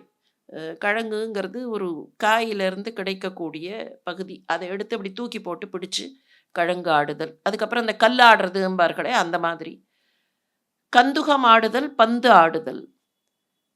அம்மனை ஆடுதல்ங்கிறதும் கிட்டத்தட்ட அதே மாதிரி தான், அம்மானை ஆடுதல்னு பேர். இந்த கழங்க ஒன்னொன்னா போட்டு பிடிச்சா சின்ன பொண்ணு, ரொம்ப சின்ன பொண்ணு, ஒரு 2-3 கையில் வச்சுட்டு ஒன்றை போட்டுட்டு இங்கே கையில் ஒன்றை பிடிக்கிறது, அந்த மாதிரி பண்ணுறது தான் அம்மானை ஆடல். அதையெல்லாம் மறந்து விட்டாள். கனக மென்கொடி ஊசல் ஆடுதல். ஒரு இளவரசி, அவ ஊஞ்சல்ல உட்கார்ந்தா அவளை ஊஞ்சல் ஆட்டுவதற்கு 2-3 சேடி பெண்கள் இருப்பார்கள், அதையும் விட்டுட்டா. வழங்கு தன் புனல் ஆடல், நல்ல குளிர்ந்த நீரில் போய் விளையாடக்கூடிய பருவம், அதையும் விட்டுட்டா. வரி வண்டல் ஆடல், வண்டல்னா மண்ணு, இந்த மண் எடுத்து வச்சு பெண் குழந்தைகள் வீடு கட்டி விளையாடுவார்களே, அதையும் விட்டுட்டா. அப்படின்னா அவ எவ்வளவு சின்ன பொண்ணு. முழங்கு சங்கினம் தவழ் தரு பனி நிலா முன்றில், நிலாமுற்றம் இருக்குமே அரண்மனையில், அந்த நிலாமுற்றம் பக்கமே அவ போகல. செய் குன்று, அங்கங்கே அழகுக்காக சின்னதாக ஒரு குன்று மாதிரி எல்லாம் அரண்மனையில் பண்ணி வச்சிருப்பார்களே, சோலைகள்லாம் இருக்குமே, அதையெல்லாம் விட்டுட்டா. தழங்கு செஞ்சுரும்பு எழு மலர்ச்சோலையும், அவ தோட்டத்துக்கு கூட போகல. ஒரு இளம் பெண், அதுவும் செல்வந்த குடும்பத்தில் இருக்கிற ஒரு பெண் எப்படியெல்லாம் விளையாடுவாளோ அதையெல்லாம் மறந்துவிட்டு 12 மாதங்கள் துர்வாசருக்கு பணி செய்கிறாள். யாருன்னு கேட்டா பிருதுலோச்சனா. இப்போ கொஞ்சம் நினைச்சு பார்ப்போம். குந்தி பிறந்த வீட்டில் வளரவில்லை. அவ யாருடைய மகளாக பிறந்தாளோ 5 வயசுல ஸ்வீகாரம் போறா. இவர்களுக்குள்ள சங்கல்பம் இருக்கலாம், என் மூத்த குழந்தைய உனக்கு கொடுக்குறேன்னு. அந்த குழந்தைக்கு என்ன தெரியும்? அந்த குழந்தைய இந்த இடத்துலேருந்து அந்த இடத்துக்கு டிரான்ஸ்ஃபர் பண்ணும்போது அதை அப்படியே ஏற்றுக்கொண்டு போகிற தன்மை. சரி, அங்கே போன இடத்துல அந்த அப்பா என்ன பண்ணுறார், நீ போய் பணிவிடை பண்ணு. யாருக்கு? துர்வாசருக்கு. வேற யாருக்காவது இருந்தால் கூட பரவாயில்ல. துர்வாசருக்கு தெரிஞ்சதெல்லாம், இப்போ சென்னையை பற்றி சொல்லுவோம் தெரியுமா, சென்னையில் இருக்கிற சீசன் என்னன்னு கேட்டால் ஹாட்டஸ்ட் மாதிரி. துர்வாசருக்கு தெரிஞ்சதெல்லாம் கோபம், மோர் கோபம், மோஸ்ட் கோபம், அவ்வளவுதான். அவருக்கு வேற ஒண்ணும் தெரியாது. அந்த துர்வாசருக்கு 12 மாசம் பணிவிடை பண்ணணும்னா, எல்லாவற்றையும் மறந்துவிட்டு கம்ப்ளீட் கான்சன்ட்ரேஷன். வெளியில கான்சன்ட்ரேஷன் இல்ல. அதனால தான் வில்லிபுத்தூரார் அப்படி பாடுறார். கண்கள் பெரியவள், கண்கள் பெரிய கண்களைக் கொண்டவள். ஆனால் அவளுடைய கண்கள் எல்லாவற்றையும் பார்க்காமல், உள்முகமாக பார்த்த கண்கள். பிருதுலோச்சனா, நல்ல பெரிய கண்களைக் கொண்டவள். அப்போ கண்கள் என்ன பணி செய்ய வேண்டும்? இந்த கண்கள் மாத்திரம் இல்ல. காந்தாரி கண்ணை கட்டிக்கொண்டாள். திருதராஷ்டிரனுக்கு கண் பார்வை இல்லை. கண்கள் பெரியவளாக இருந்த பிருத்தை வாழ்க்கையை எப்படி சந்தித்தாள்? கண்ணுங்கிறது is the organ which encounters life. அதனால தான் இந்திய இலக்கியங்கள்ல கண்ணை பத்தின ரெஃபரன்ஸ் வரும்போதெல்லாம் கண்ணுங்கிறது இந்த கண்ணை மாத்திரம் குறிக்காது. அகக்கண்ணையும் ஞானத்தையும் குறிக்கும். திருமூலர் பிளாட்டண்டா சொல்லுவார், முகத்தில் கண் கொண்டு காண்கின்ற மூடர்கள். எங்களுக்கு முகத்துல தானே கண்ணை கொடுத்துருக்காரு பகவான், அப்ப பகவானையே மூடன்னு சொல்றதா அப்படின்னா? முகத்தில் கண் கொண்டு காண்கின்ற மூடர்கள். What are you trying to tell us? அடுத்த லைன் சொன்னார், அகத்தில் கண் கொண்டு காண்பதே ஆனந்தம். வாழ்க்கையை எப்படி பார்க்கணும்னா அகக்கண் கொண்டு பார்ப்பது. குந்திக்கு வராத கஷ்டமா? இந்த குந்தியினுடைய சகக்கிழத்தியாக வந்தவள் மாத்ரி, மத்ர தேசத்து இளவரசி. மாத்ரின்னு பேரு, மாத்ரபுத்ரி, மாத்ரவதி. மாத்ரவதிங்கிற பேரு இன்னொத்திக்கும் உண்டு. பரீட்சித்தினுடைய மனைவிக்கு மாத்ரவதின்னு பேரு. மத்ரராஜசுதா, பாஹ்லிகி, இவளுக்கு பேரே பாஹ்லிகி. சொல்லப்போனா அவளுக்கு கல்யாணம் பேசுறதுக்காக பீஷ்மர் போறாரா இல்லையா? இன்னொரு பெண்ணை திருமணம் செய்து வைக்க வேண்டும் பாண்டு மன்னனுக்கு அப்படின்னு நினைச்சு பீஷ்மர் கல்யாணம் பேசுறதுக்கு போறார். எங்க போறார்? மதுர ராஜ்யத்துக்கு போறார். அப்படி மதுர ராஜ்யத்துக்கு போகும்போது எங்க போனார்னு சொல்லும்போது, யாரை சந்தித்தார்னு சொல்லும்போது வியாசர் சொல்றது, தமாகதம் அபி ஸ்ருத்வ பீஷ்மம் வாஹ்லிக புங்கவக. வந்திருக்கார்னு கேள்விப்பட்டவுடன், யார் வந்திருக்கார்? பீஷ்மர் வந்திருக்கார்னு கேள்விப்பட்டவுடன் வாஹ்லிக புங்கவ, வாஹ்லிக வீரனாக, வாஹ்லிக சான்றோனாக இருக்கிற ஷல்யன், அந்த ஷல்யன் எழுந்து வந்தான். இந்த பாஹ்லிக நாடு, பாஹ்லிகன்கிற அந்த பெயர் கொஞ்சம் மகாபாரதத்தில் பல இடங்களில் வரக்கூடிய பெயர். ஏற்கனவே பார்த்தோம், பாஹ்லிகன்கிற பெயர் ஒருத்தருக்கு முன்னாலேயே வரும். யாருன்னு கேட்டால் பிரதீபனுடைய ஒரு பிள்ளை, பிரதீப மகாராஜா. பிரதீப மகாராஜாவின் மகன்தான் சாந்தனு. பிரதீபனுக்கு 3 பிள்ளைகள். மூத்த பிள்ளை தேவாபி, 2வது பிள்ளை பாஹ்லிகன், 3வது பிள்ளை தான் சாந்தனு. தேவாபி தனக்கு ராஜ்யம் வேண்டாம்னு காட்டுக்கு போயிடுவான். அப்போ பாஹ்லிகனுக்குத்தான் ராஜ்யம் கிடைக்கும் என்று நினைத்து கொண்டிருக்கிற சந்தர்ப்பங்களில் பாஹ்லிகன் என்ன பண்ணுவான்னா, எனக்கு இங்கே வேண்டாம்னா அவன் போயிடுவான். அவன் இப்போ இருக்கிற பகுதி அப்படின்னு பார்த்தோம்னா இந்த நார்த் வெஸ்டர்ன் ஏரியா அப்படின்னு சொல்கிறோமே, சிந்து நதியிலேருந்து ஆரம்பித்து இன்னைக்கு நமக்கு இருக்கிற பெயர்கள் அப்படின்னு கணக்கு போடணும்னா இந்த தஜிகிஸ்தான் அப்படின்னெல்லாம் இருக்கு இல்லையா, அந்த தஜிகிஸ்தான் வரைக்கும் போகக்கூடிய பகுதி தான் பாஹ்லிகம். அதில் ஒரு போர்ஷன், அதில் இன்னும் கொஞ்சம் வெஸ்டர்னாக போகிறது தான் மாத்ரம்னு வரும். அப்போ மாத்ர நாடும் பாஹ்லிக பகுதியும் கிட்டத்தட்ட ஒன்று ஓவர்லேப் பண்ணும். இன்னும் சில பேர் என்ன சொல்கிறார்கள்னா, அந்த பால்கன்ஸ் அப்படின்னு ஒரு போர்ஷன் இருக்கா இல்லையா, ஆப்கானிஸ்தான் தாண்டி போகும்போது பால்கன்ஸ், அந்த பால்கன்ஸ் ஏரியா தான் பாஹ்லிகமாக இருந்திருக்க வேண்டும். இவனுக்கு பேர் பாஹ்லிகன். இவன் நான் அங்கே போய் பார்த்துக்கிறேன்ட்டு அவன் போயிடுறான். அவன் ஸ்தாபிதம் செய்த அந்த நாட்டுக்கு தான் பாஹ்லிகம்ங்கிற பெயர் வந்ததுன்னு அது ஒரு செய்தி உண்டு. ஆனால் மாத்ர ராஜ்யத்தை ஒட்டி இருக்கக்கூடிய பகுதிகள், அதெல்லாம் பாஹ்லிகம் என்று அழைக்கப்பட்டன. தஜிகிஸ்தான் அப்படிங்கிறது ஆக்சுவலாக இன்னைக்கு தஜிகிஸ்தான் சொல்கிற அந்த பகுதிக்கு எக்ஸாக்ட்லி அந்த போர்ஷனுக்கு பரமகாம்போஜம் அப்படின்னு ஒரு பேர் இருந்திருக்கு. துர்க்மேனிஸ்தான்னு சொல்கிறோமே அதுக்கு துஷாரம்னு ஒரு பேர் இருந்திருக்கு. அப்போ இதெல்லாம் சேர்ந்தது தான் அந்த பாஹ்லிகமும் மாத்ரமும்.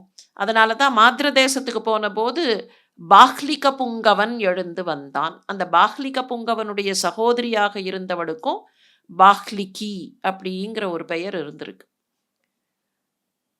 அவளுடைய தந்தைக்கு ருதாயனன்னு பேர்.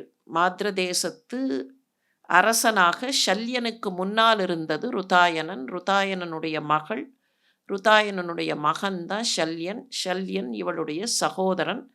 அவன் கல்யாணம் பண்ணி கொடுக்கறதுக்கு ஒத்துக்கொள்கிறான். அவளை அங்கிருந்து அழைத்து கொண்டு வருகிறார் பீஷ்மர். சகோதரன் ஒத்துக்கொண்டு அப்போ தான் கேட்குறான் சகோதரன், எங்கள் முறையில் ஒன்று உண்டு, நிறைய ஸ்ரீதனம் தர வேண்டும் அப்படின்னு சொல்ல அந்த ஸ்ரீதனத்தை எல்லாம் கொடுத்து இந்த பெண்ணை அழைத்து கொண்டு வருகிறார். அவள் ரொம்ப அழகானவள்னு கணக்கு. ரூபேண அசத்ருஷி. அவளுடைய ரூபம், அவளுடைய அழகு எப்படின்னா அதுக்கு ஈக்குவலண்ட்டாக வேற யாரையும் சொல்ல முடியாது. சத்ருஷின்னா அதுக்கு ஈக்குவலாக யாரையும் சொல்லிடலாம்.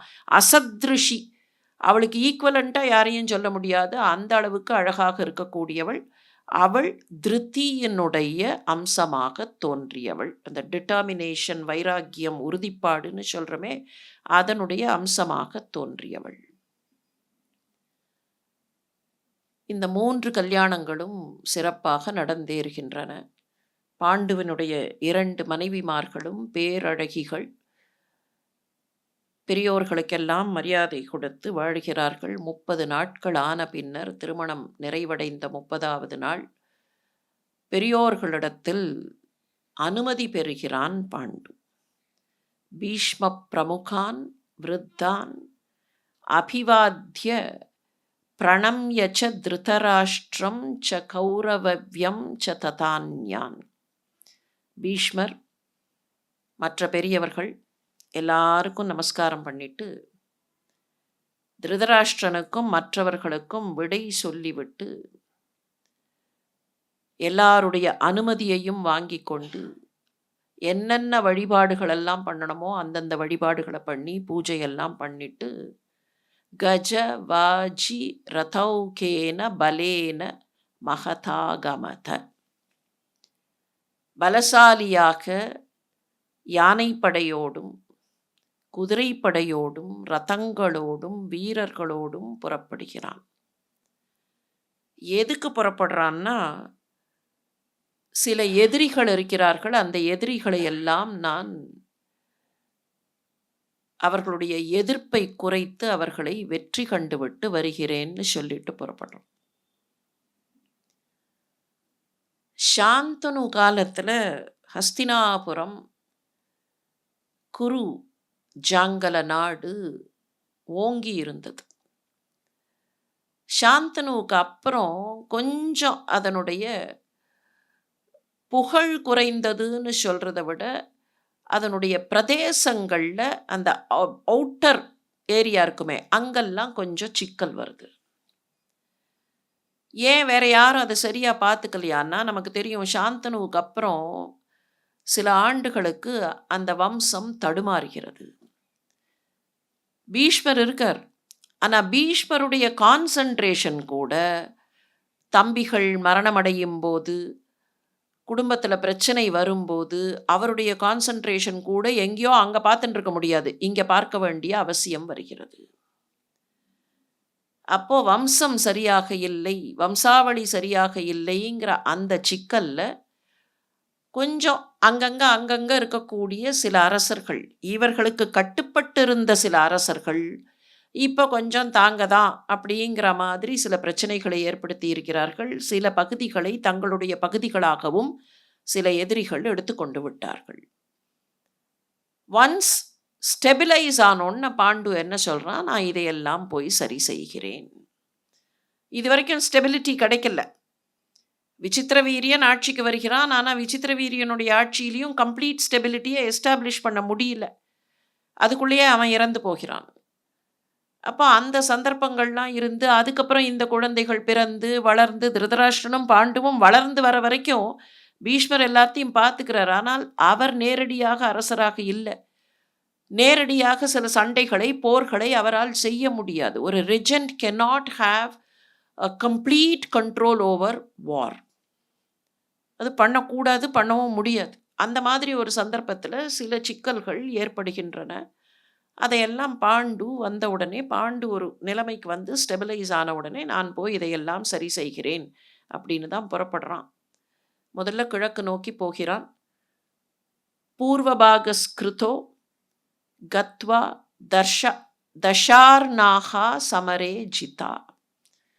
தஷார்ணர்கள் அப்படின்னு ஒரு கூட்டம் கிழக்கு பகுதியில் அவர்கள் கொஞ்சம் ஆக்கிரமிப்பை செய்திருக்கிறார்கள். அவர்களை அடக்குகிறான்.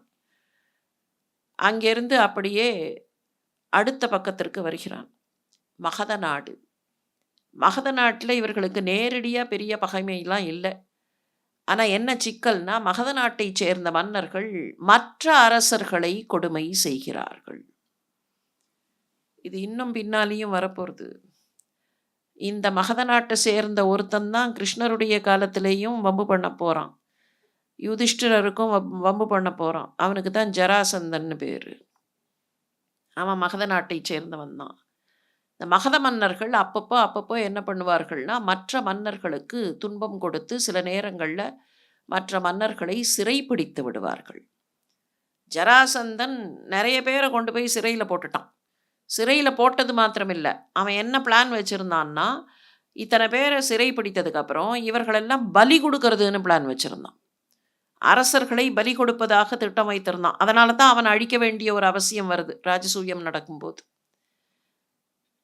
இப்போ ஈஸ்டர்ன் மகதா, வெஸ்டர்ன் மகதா அப்படின்னெல்லாம் இருந்த அந்த பகுதிகளில் மகத மன்னன் தீர்கன் ஒருத்தன். அந்த தீர்கன் எல்லாரையும் கொடுமைப்படுத்துகிறான். ஆகஸ்காரி மஹீபானாம் பகூனாம் பலதர்பிதக கோப்தா மகதராஷ்டிரஸ்ய தீர்கோ ராஜகிருஹே ஏதக. இவனுடைய தலைநகரம் ராஜகிருஹம், தீர்கனுடைய தலைநகரம். பின்னால் வரப்போகிற ஜராசந்தனுடைய தலைநகரம் கிரிவிராஜம். அது ஈஸ்டர்ன் மகதம், இது வெஸ்டர்ன் மகதம். அந்த வெஸ்டர்ன் மகதத்தில் போய் அந்த மன்னனை அடக்கி மற்றவர்களை எல்லாம் சிறை மீட்டு அங்கிருந்து மிதிலை நகருக்கு வருகிறான் பாண்டு. மிதிலாம் கத்வா விதேகாகா சமரே ஜிதா. அங்கேயும் விதேக ராஜ்யத்தை வெற்றி கொள்கிறான். அங்கிருந்து காஷிக்கு வருகிறான். காஷிஷு சும்ஹேஷு, சும்ஹ நாடு அப்படின்னு ஒரு நாடு, புன்றேஷு புன்ற நாடு, இங்கே எல்லாம் வெற்றி பெற்று ஹஸ்தினாபுரம் திரும்புகிறான். இதெல்லாம் சுற்றி பிரச்சனை கிளப்பக்கூடிய இடங்கள். ஹஸ்தினாபுரத்துக்கு சவுத் அண்ட் ஈஸ்ட் அந்த பகுதியில் இருந்தவை. ஹஸ்தினாபுரம் அப்படின்னு நீங்கள் கற்பனை பண்ணிண்டா அதுக்கு ஈஸ்ட் அண்ட் சவுத்தாக இருக்கக்கூடிய பகுதிகள். அங்கே தான் சிக்கல்கள். அந்த சிக்கல்களை எல்லாம் சரி செய்து ஹஸ்தினாபுரம் திரும்புகிறான். பாண்டுகு புனர் முதித வாகனக. மகிழ்ச்சியோடு திரும்புகிறான், சந்தோஷமாக திரும்புகிறான். ஹர்ஷயிஷ்யன் ஸ்வராஷ்டிராணி புறம் ச கஜசாஹ்வயம். ஹஸ்தினாபுரத்திற்கு திரும்பி வருகிறான், மகிழ்ச்சியாக திரும்பி வருகிறான். சாந்தனுகுலம் தழைத்ததுன்னு முனிவர்கள் எல்லாம் வரவேற்கிறார்கள். ஆங்காங்கே இந்த சொத்துக்களை எல்லாம் திருடியிருந்தவர்கள், நாட்டினுடைய பகுதிகளை திருடியிருந்தவர்கள் எல்லாம் அடங்கி போகிறார்கள். நேர வந்து வியாசர் சொல்றார், பிதுகு பாதௌ ச அபிவாத்திய. தந்தையின் காலில் விழுந்தான். பாண்டுவின் தந்தையார், இப்ப தந்தை ஸ்தானத்தில் இருக்கிற பீஷ்மர் காலில் வந்து விழுந்தான். பிதுகு பாதௌ ச அபிவாத்திய. அப்படியே அவனை தூக்கினாராம். தூக்கினவர் என்ன பண்ணினார்? புத்திரம் ஆஸ்லிஷ்ய பீஷ்மஸ்து ஹர்ஷாத் அஸ்ருண்ய வர்த்தயத். கண்ணிலேந்து கண்ணீர் கொட்டுகிறது பீஷ்மருக்கு. சாந்தனுவின் குலத்தை தழைக்கச் செய்து விட்டாய்பான்னு சொல்லி அந்த மகனை வாரி எடுக்கிறார். கண்ணில் அப்படியே கண்ணீர் கொட்டுகிறது. அவனை அணைத்து கொண்டு ஹஸ்தினாபுரத்திற்குள் நுழைகிறார். நேர தான் கொண்டு வந்த பொன்னையும் பொருளையும் அண்ணா கிட்ட கொண்டு வந்து ஒப்படைக்கிறான். திருதராஷ்டிரன் கிட்ட ஒப்படைக்கிறான். திருதராஷ்டிரன் அப்போது ஒரு ஆணையிடுகிறான். திருதராஷ்டிராபிய அனுஜாதக ஸ்வபாஹு விஜிதம் தனம். தன்னுடைய சுய கரங்களால் அந்த பலத்தினால் சேர்த்த தனம். ஸ்வபாஹு விஜிதம் தனம். அதை திருதராஷ்டிரனுடைய அனுக்ஞையோடு யாருக்கெல்லாம் கொடுக்கிறான்னா, பீஷ்மர் காலடியில், சத்யவதியின் காலடியில், மாத்ரியின் காலடியில், இப்படி எல்லாருக்கும் கொடுக்கிறான். மாதிரிக்கு கொடுக்கும்போது குந்திக்கும் கொடுத்தான்னு தான் அர்த்தம். அவர்களுக்கெல்லாம் கொடுத்தது மாத்திரமில்லை, விதுரருக்கும் அனுப்பி வைக்கிறான். விதுரர் அங்கே வரல, விதுரர் அவருடைய வீட்டில் இருக்கார். விதுரருக்கும் அனுப்பி வைக்கிறான். எல்லாருக்கும் பிரித்து கொடுக்கிறான். இது யாருடைய அனுமதியோடு? திருதராஷ்டிரன் அனுமதியோடு. அப்போ திருதராஷ்டிரனுடைய மனசு அது வரைக்கும் எப்படி இருந்திருக்குன்னு புரிஞ்சுக்கலாம். எல்லாருக்கும் கொடு, விதுரருக்கும் கொடு, உன்னுடைய மனைவிமார்களுக்கும் கொடு, இப்படின்னெல்லாம் சொல்ல திருதராஷ்டிரனும் காந்தாரியும் ஒன்றாக சேர்ந்து தான் இந்த ஆணையை இடுகிறார்கள். எல்லாருக்கும் கொடுக்கிறான். தஸ்ய வீரஸ்ய விக்ராந்தைகை சஹஸ்ர சத தக்ஷிணௌஹௌ அஸ்வமேத சதைரீஜே திருதராஷ்டிரோ மகாமகைகை. இப்போ இவன் கொண்டு வந்த சொத்து எல்லாருக்கும் பிரிச்செல்லாம் கொடுத்ததுக்கு அப்புறமும் இன்னும் இருக்கு. அதை வச்சுட்டு திருதராஷ்டிரன் மிகப்பெரிய யாகங்கள் செய்கிறான். அந்த யாகங்களில் எவ்வளவு பணம் செலவழிக்கிறார்கள்னா, 100 அஸ்வமேத யாகம் பண்ணினா எவ்வளவு தான தர்மங்கள் கொடுப்பார்களோ அவ்வளவு தான தர்மங்களை இந்த 5 யாகங்களிலேயே திருதராஷ்டிரனும் காந்தாரியும் கொடுக்கிறார்கள். அப்போ அந்த சகோதரர்களுக்குள்ள அது வரைக்கும் எப்படி ஒற்றுமை இருந்திருக்கு. இவன் சம்பாதிச்சு கொண்டு வந்ததை நான் கொண்டு வந்ததுன்னு இவனும் பார்க்கல, நீ கொண்டு வந்தது இங்கேயான்னு அவனும் கேட்கல. 2 பேரும் ஒற்றுமையாக இருந்திருக்கிறார்கள். இதுக்கப்புறம் கொஞ்ச நாள் ஆட்சி நடக்கிறது. பாண்டுவுக்கு வேட்டையாடுவதில் விருப்பம் அதிகம். வேட்டையாடுவதற்கு போக வேண்டும், காட்டுக்கு போக வேண்டும் அப்படின்னு நினைக்கிறான். மனைவிமார்களையும் அழைத்து கொண்டு போகிறான். எண்ணுற்ற சூரனும் இகல் மத்திரராசன் என்ன மண்ணுற்ற சீர்த்திவய மன்னர் மகளிரொடும் கண்ணுற்ற கானில் விளையாடல் கருதி அம்பொன் விண்ணுற்ற சாரல் இமயப்புறம் மேவினானே. சூரனுடைய மகள் குந்தியும் மத்ரராஜனுடைய மகள், இந்த 2 பேருடைய மகளிர் மன்னர் மகளிரொடும் கண்ணுற்ற கானில் விளையாடல் கருதி, காட்டுப்பகுதியில் வேட்டையாடுவதற்காகவும் அங்கே இன்பமாக பொழுதுபோக்குவதற்காகவும், விண்ணுற்ற சாரல் இமயப்புறம், விண்ணை தொட்டு கொண்டிருக்கக்கூடிய இமயமலை பகுதிகளுக்கு சென்றான். ஆகேட விகார கௌதுகி யவ்வனம் ஹைமவதம் அப்படின்னு பாலபாரதம் இதை வர்ணிக்கும். எங்க போனான்னா யவ்வனம் ஹைமவதம், ஹிமவானுடைய மலைச்சாரல் இமயமலைச்சாரல்களுக்கு போனார்கள். அந்த இமயமலைச்சாரல்ல இருக்கிற காடுகளில் வேட்டையாடினான். 3 பேரும் அங்கேயும் இங்கேயுமாக சுற்றினார்கள். இவர்களோட சிலர் முனிவர்கள், இவர்களுக்குன்னு வேணுங்கிற பாரஃபர்னேலியா, வேணுங்கிற உணவு இதெல்லாம் எடுத்துக்கொண்டு போனவர்கள், அவர்கள்லாம் பின்னால் இருக்கிறார்கள். அவர்கள் கொஞ்சம் எட்டத்தில் வருவார்கள், தூக்கி கொண்டு வருவார்கள். அந்த மாதிரி இந்த காட்டில் இங்கேயும் அங்கேயும் ஓடி போகும்போது அவனுடைய மேனியில் வியர்வை துளிர்க்கும். சில சமயத்தில் வேட்டையாடுவதற்காக போகும்போது இரத்த துளி அவன் மேலே தெளிக்கும். அந்த இரத்த துளி தெளித்து அவனுடைய இரத்தமாக இருக்கலாம், இல்லைன்னா எந்த விலங்கை வேட்டையாடினானோ அதுலேருந்து துளித்த இரத்த துளியாக கூட இருக்கலாம். அந்த இரத்த துளி இவன் மேலே தெரிச்சது பார்த்தா எப்படி இருந்ததான், மெய்யில் தெரித்த குருதி துளி மேருவில்லி ஷயத்து அலர்ந்த கமல் குங்கும தாதுமான. இமயமலையில் அந்த குங்குமப்பூ பூத்து அப்படி விழுந்திருந்ததுன்னா, வெளவெளேர்ன்னு இருக்கிற அந்த இமயமலையில அங்கங்க குங்குமப்பூ செக்கச்செவேல்னு விழுந்திருந்தா எப்படி இருக்குமோ, அந்த மாதிரி இவனுடைய மேனியில் அந்த இரத்தத் துளிகள் தெளித்தது எப்படி இருந்தது? மெய்யில் தெறித்த குருதித் துளி மேரு ஷையத்து. ஷையம்ங்கிறது மலை. மேரு ஷைலம்ங்கிறது தான் ஷையம்னு வரும் சில நேரங்கள்ல. மேரு ஷையத்து அலர்ந்த குங்குமத் தாதுமான. பாண்டு வெளிர் மேனி படைத்தவன்.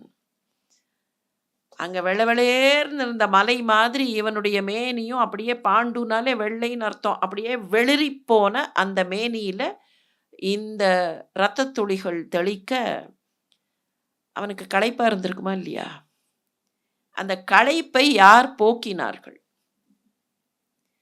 நாம கதைய எழுதினோம்னா, இந்த பக்கத்துல குந்திய நிக்க வச்சு, அந்த பக்கம் மாதிரிய நிக்க வச்சு, 2 பேர் கையிலயும் ஏதாவது ஒரு விசிறிய குடுத்து 2 பேரும் சாமரம் வீசினார்கள். களைப்பு போச்சு அப்படின்னு சொல்லலாம். வில்லிபுத்தூரார் 2 பேரையும் அந்த மாதிரி பண்ண வைக்கல. அதுக்கு பதிலா சொல்றார், கையில் சிலையோடு உலவும் கடல் காளை கேதம் பையத் தணித்தான் இமனாகம் பவனன் என்பான். கையில் சிலையோடு உலவும் கடல் காளை. கையில் அந்த வில்லோட சுற்றி கொண்டிருக்கிற அழகான வீரக்கடல்களை அணிந்த காளையாக இருப்பவன் கேதம். அவனுடைய துன்பத்தை, அவனுடைய களைப்பை மெல்லத் தணித்தான், பையத் தணித்தான். யாருன்னு கேட்டா, இமயமலையில வீசின காற்றுன்னு ஒருத்தன் இருக்கானே, இமனாகம் பவனன். இமயமலையில வீசின வாயுதேவன் வந்து அப்படி மெல்ல வீசி அவனுடைய அந்த களைப்பை தீர்த்து வைத்தான். இப்படியெல்லாம் மகிழ்ச்சியாக இருக்கிற அந்த நிலையில்தான் ஒரு மான் கூட்டத்தை பார்க்கிறான். அந்த மான் கூட்டத்தை பார்த்தவுடன் மானை வேட்டையாட வேண்டும். மானை வேட்டையாடுறது கொஞ்சம் சுலபம். நீங்க நிறைய கதைகள்ல, புராணங்கள்ல மான் வேட்டை. ஏன் இவர்கள் புலிய வேட்டையாடல, சிங்கத்தை வேட்டையாடலைன்னா, அது திருப்பி தபால்னு பாஞ்சிருத்துனா என்ன பண்றது? கண்ட்ரோல் பண்ண முடியாது. இந்த மான் கொஞ்சம் பாவமா அது நிற்கும் அங்க. அதுக்கு தெரியாது. அதுக்கு பேரே புல்வாய். தமிழ்ல அதுக்கு பேர் என்னன்னா புல்வாய். நீங்க நிறைய நேரங்கள்ல பார்க்கலாம். இந்த டியர் பார்க்ல இருக்கிற மானை கூட பார்க்கலாம். இந்த புல்ல சாப்பிட்டுட்டு நம்ம பக்கத்துல நிக்கிறோம் அப்படின்னு தெரிஞ்சதுன்னா, புல்ல எடுத்து சாப்பிடும். இல்ல நாம புல் கொடுத்தா சாப்பிடும். அது பாதி சாப்பிட்டுட்டு அப்படியே பார்க்கும் நம்மள. அந்த புல் தொங்கும் வாயிலேருந்து. அதனாலேயே அதுக்கு புல்வாய்ன்னு பேரு. அதுக்கு வந்து முழுசா சாப்பிட்டுட்டு கூட பார்க்கணும்னு தெரியாது. இல்ல தன்னுடைய உணவுல கூட அதுக்கு கவனம் கிடையாது. அது அப்படியே மருண்டு பார்க்கும். யாரோ பக்கத்துல வந்து நிற்கிறார்களேன்னு பார்க்கும். அந்த புல்வாய், அந்த மருட்சி இருக்கக்கூடிய ஒரு இனம். அது வேட்டையாடுவதற்கு சுலபம்னு வச்சுப்போம். இந்த மானை பார்க்கிறார்கள். மான் கூட்டம் ஒண்ணு, நிறைய மான்கள். அந்த நிறைய மான்களுக்கு நடுவுல தலைமை மான் மாதிரி கொஞ்சம் பெருசா ஒண்ணு இருக்கு. பக்கத்துல பெண் மான். ஷரன் மைதுன தர்மஸ்தம் ததர்ஷ மிருகயூதபம். ஆணும் பெண்ணுமாக இருக்கிற 2 மான்கள். 2ம் ஒன்றோடொன்று இணைந்து இருக்கிற மான்கள். அந்த மான்களை பார்த்த உடனே இவனுடைய அம்பு பாய்கிறது. ததஸ்தாம் ச மிருகீம் தம் ருக்ம புங்கைகை சுபத்ரிபிகி நிர்விபேதச்ச தீக்ஷ்ணை பஞ்சப்ராசுகைகை. 5 அம்புகளை போடுறான். நிர்விபேத ஷரை தீக்ஷ்ணை, நல்ல கூர்மையான 5 அம்புகள். அந்த 5 அம்புகளுக்கும் அப்படியே தங்கத்துல இறகுகள். நீங்க அம்பு படம் போடும்போது இந்த கீழே கூர்மையா இருக்கிற போர்ஷன் தவிர ரெக்கைகள் இருக்கிற மாதிரி போடுவோம் இல்லையா? இறகுகள் வச்சு அதுக்கு கட்டியிருப்பார்கள். அப்பதான் அது போறது வேகமா போகும். அந்த ஒரு மொமெண்டம் கிடைக்கும். அந்த காத்து அதை பிடிச்சி முன்னால தள்ளுங்கிறதுக்காக இறகுகள், ரெக்கைகள் வச்சு கட்டியிருப்பார்கள். இதுல தங்க ரெக்கைகள் வச்சா மாதிரி இருக்கிற அம்புகள். அந்த மாதிரி 5 அம்புகளை போடுறான். அந்த கூர் அம்புகள் போய் அந்த 2 மான்களையும் துளைக்கின்றன. இவன் பார்த்துட்டே இருக்கும்போது மனித குரல் கேட்கிறது. என்னான்னு அப்படி கண்ணை நிமிர்த்தி பார்க்கிறான். கீழே ஒரு முனிவர் விழுகிறார். மான் விழல, முனிவர் விழுகிறார். அந்த முனிவர் இவனை பார்த்து பேசுறார். ஷஸ்வத் தர்மாத்மா முக்கியே குலே ஜாதஸ்ய பாரத. சாஸ்வதமாக தர்மம் செய்யக்கூடிய புகழ்மிக்க குலத்தில் பிறந்தவனே, பரத வம்சத்தைச் சேர்ந்தவனே. ஷஸ்வத் தர்மாத்மா முக்கியே குல ஜாதஸ்ய. நிரந்தரமாக தர்மத்தையே செய்யக்கூடியவர்கள் உன்னுடைய குலத்தைச் சேர்ந்தவர்கள், தர்மத்திலிருந்து வழுவாதவர்கள், தர்மானுஷ்டங்கள் கொண்ட குலம். அந்த குலத்தில் பிறந்தவன் நீ. காமலோபாபி பூதஸ்ய கதம் தே சலிதாமதிஹி. ஏம்பா, காமத்திலையும் லோபத்திலையும் வசீகரிக்கப்பட்டு உன்னோட புத்தி ஏம்பா சலனப்பட்டது? ஏதோ ஒரு விருப்பம், ஏதோ ஒரு ஆசை. காமம்ங்கிறது இந்த இடத்துல அவனுடைய ஆசை. இந்த மானை வேட்டையாடி விட வேண்டும் அப்படிங்கிற ஆசை. அதுல எங்கேயோ சலனப்பட்டு உன்னோட புத்தி ஏம்பா இப்படி பண்ணித்து? தர்மம் உனக்கு தெரியாதா? எது தர்மம்னு தெரியாதா? தர்மம் சார்ந்த குலத்தை சேர்ந்தவனே. உடனே பதில் சொல்றான். ஒரு லாங் கான்வர்சேஷன் ரெண்டு பேருக்கும். நாம கேட்கலாம், அம்பு குத்தி கீழே விழற முனிவர் பொத்துன்னு விழ வேண்டியது தானே, இப்போ போய் இவ்வளோ டைலாக்லாம் பேசின்னு இருப்பாரா அப்படின்னு. முன்னாலேயே பார்த்துருக்கோம். தீஸ் டயலாக்ஸ் அவர் பேசுறதுக்கு அவருக்கு திராணி இருந்ததா, ரத்தம் வரலையா, குற்றுயிரும் குலையுயிருமாக பேச முடியுமா அப்படிங்கிறதுக்காக இல்லை. இந்த டயலாக்ஸ் நமக்காக. இவன் உடனே பதில் சொல்றான்.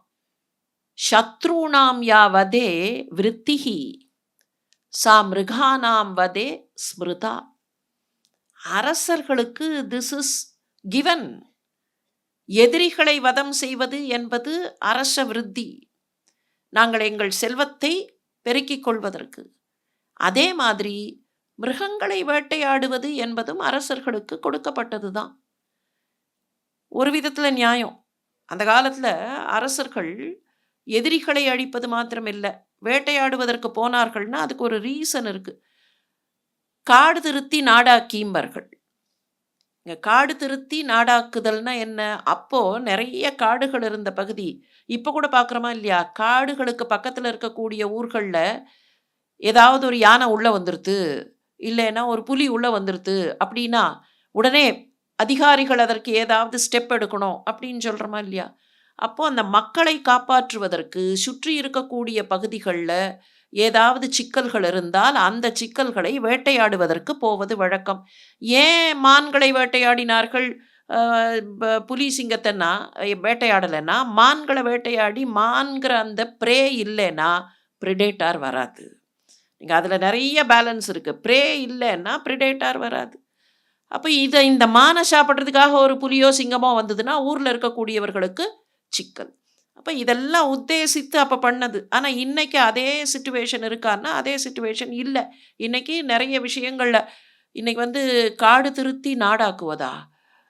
நாட்டை நாடு ஆக்கலை, காடு திருத்திலாம் இல்லை. இப்போ நாடு எங்கே போயிருக்குன்னே தெரியாத அளவுக்கு காடுகள் காணாமல் போய்விட்டன. அப்போ இருந்த காலகட்டத்தில் இது வழக்கம். அதைத்தான் இவன் சொல்கிறான். பாண்டு என்ன சொல்கிறான்? அரசர்களுக்கு திஸ் இஸ் கிவன். சத்ருணாம் யா வதே விருத்திஹி சா மிருகானாம் வதே ஸ்மிருதா. இது எங்களுக்கு கொடுக்கப்பட்டது தானே, கேள்விப்பட்டது இல்லையா நீங்கள்?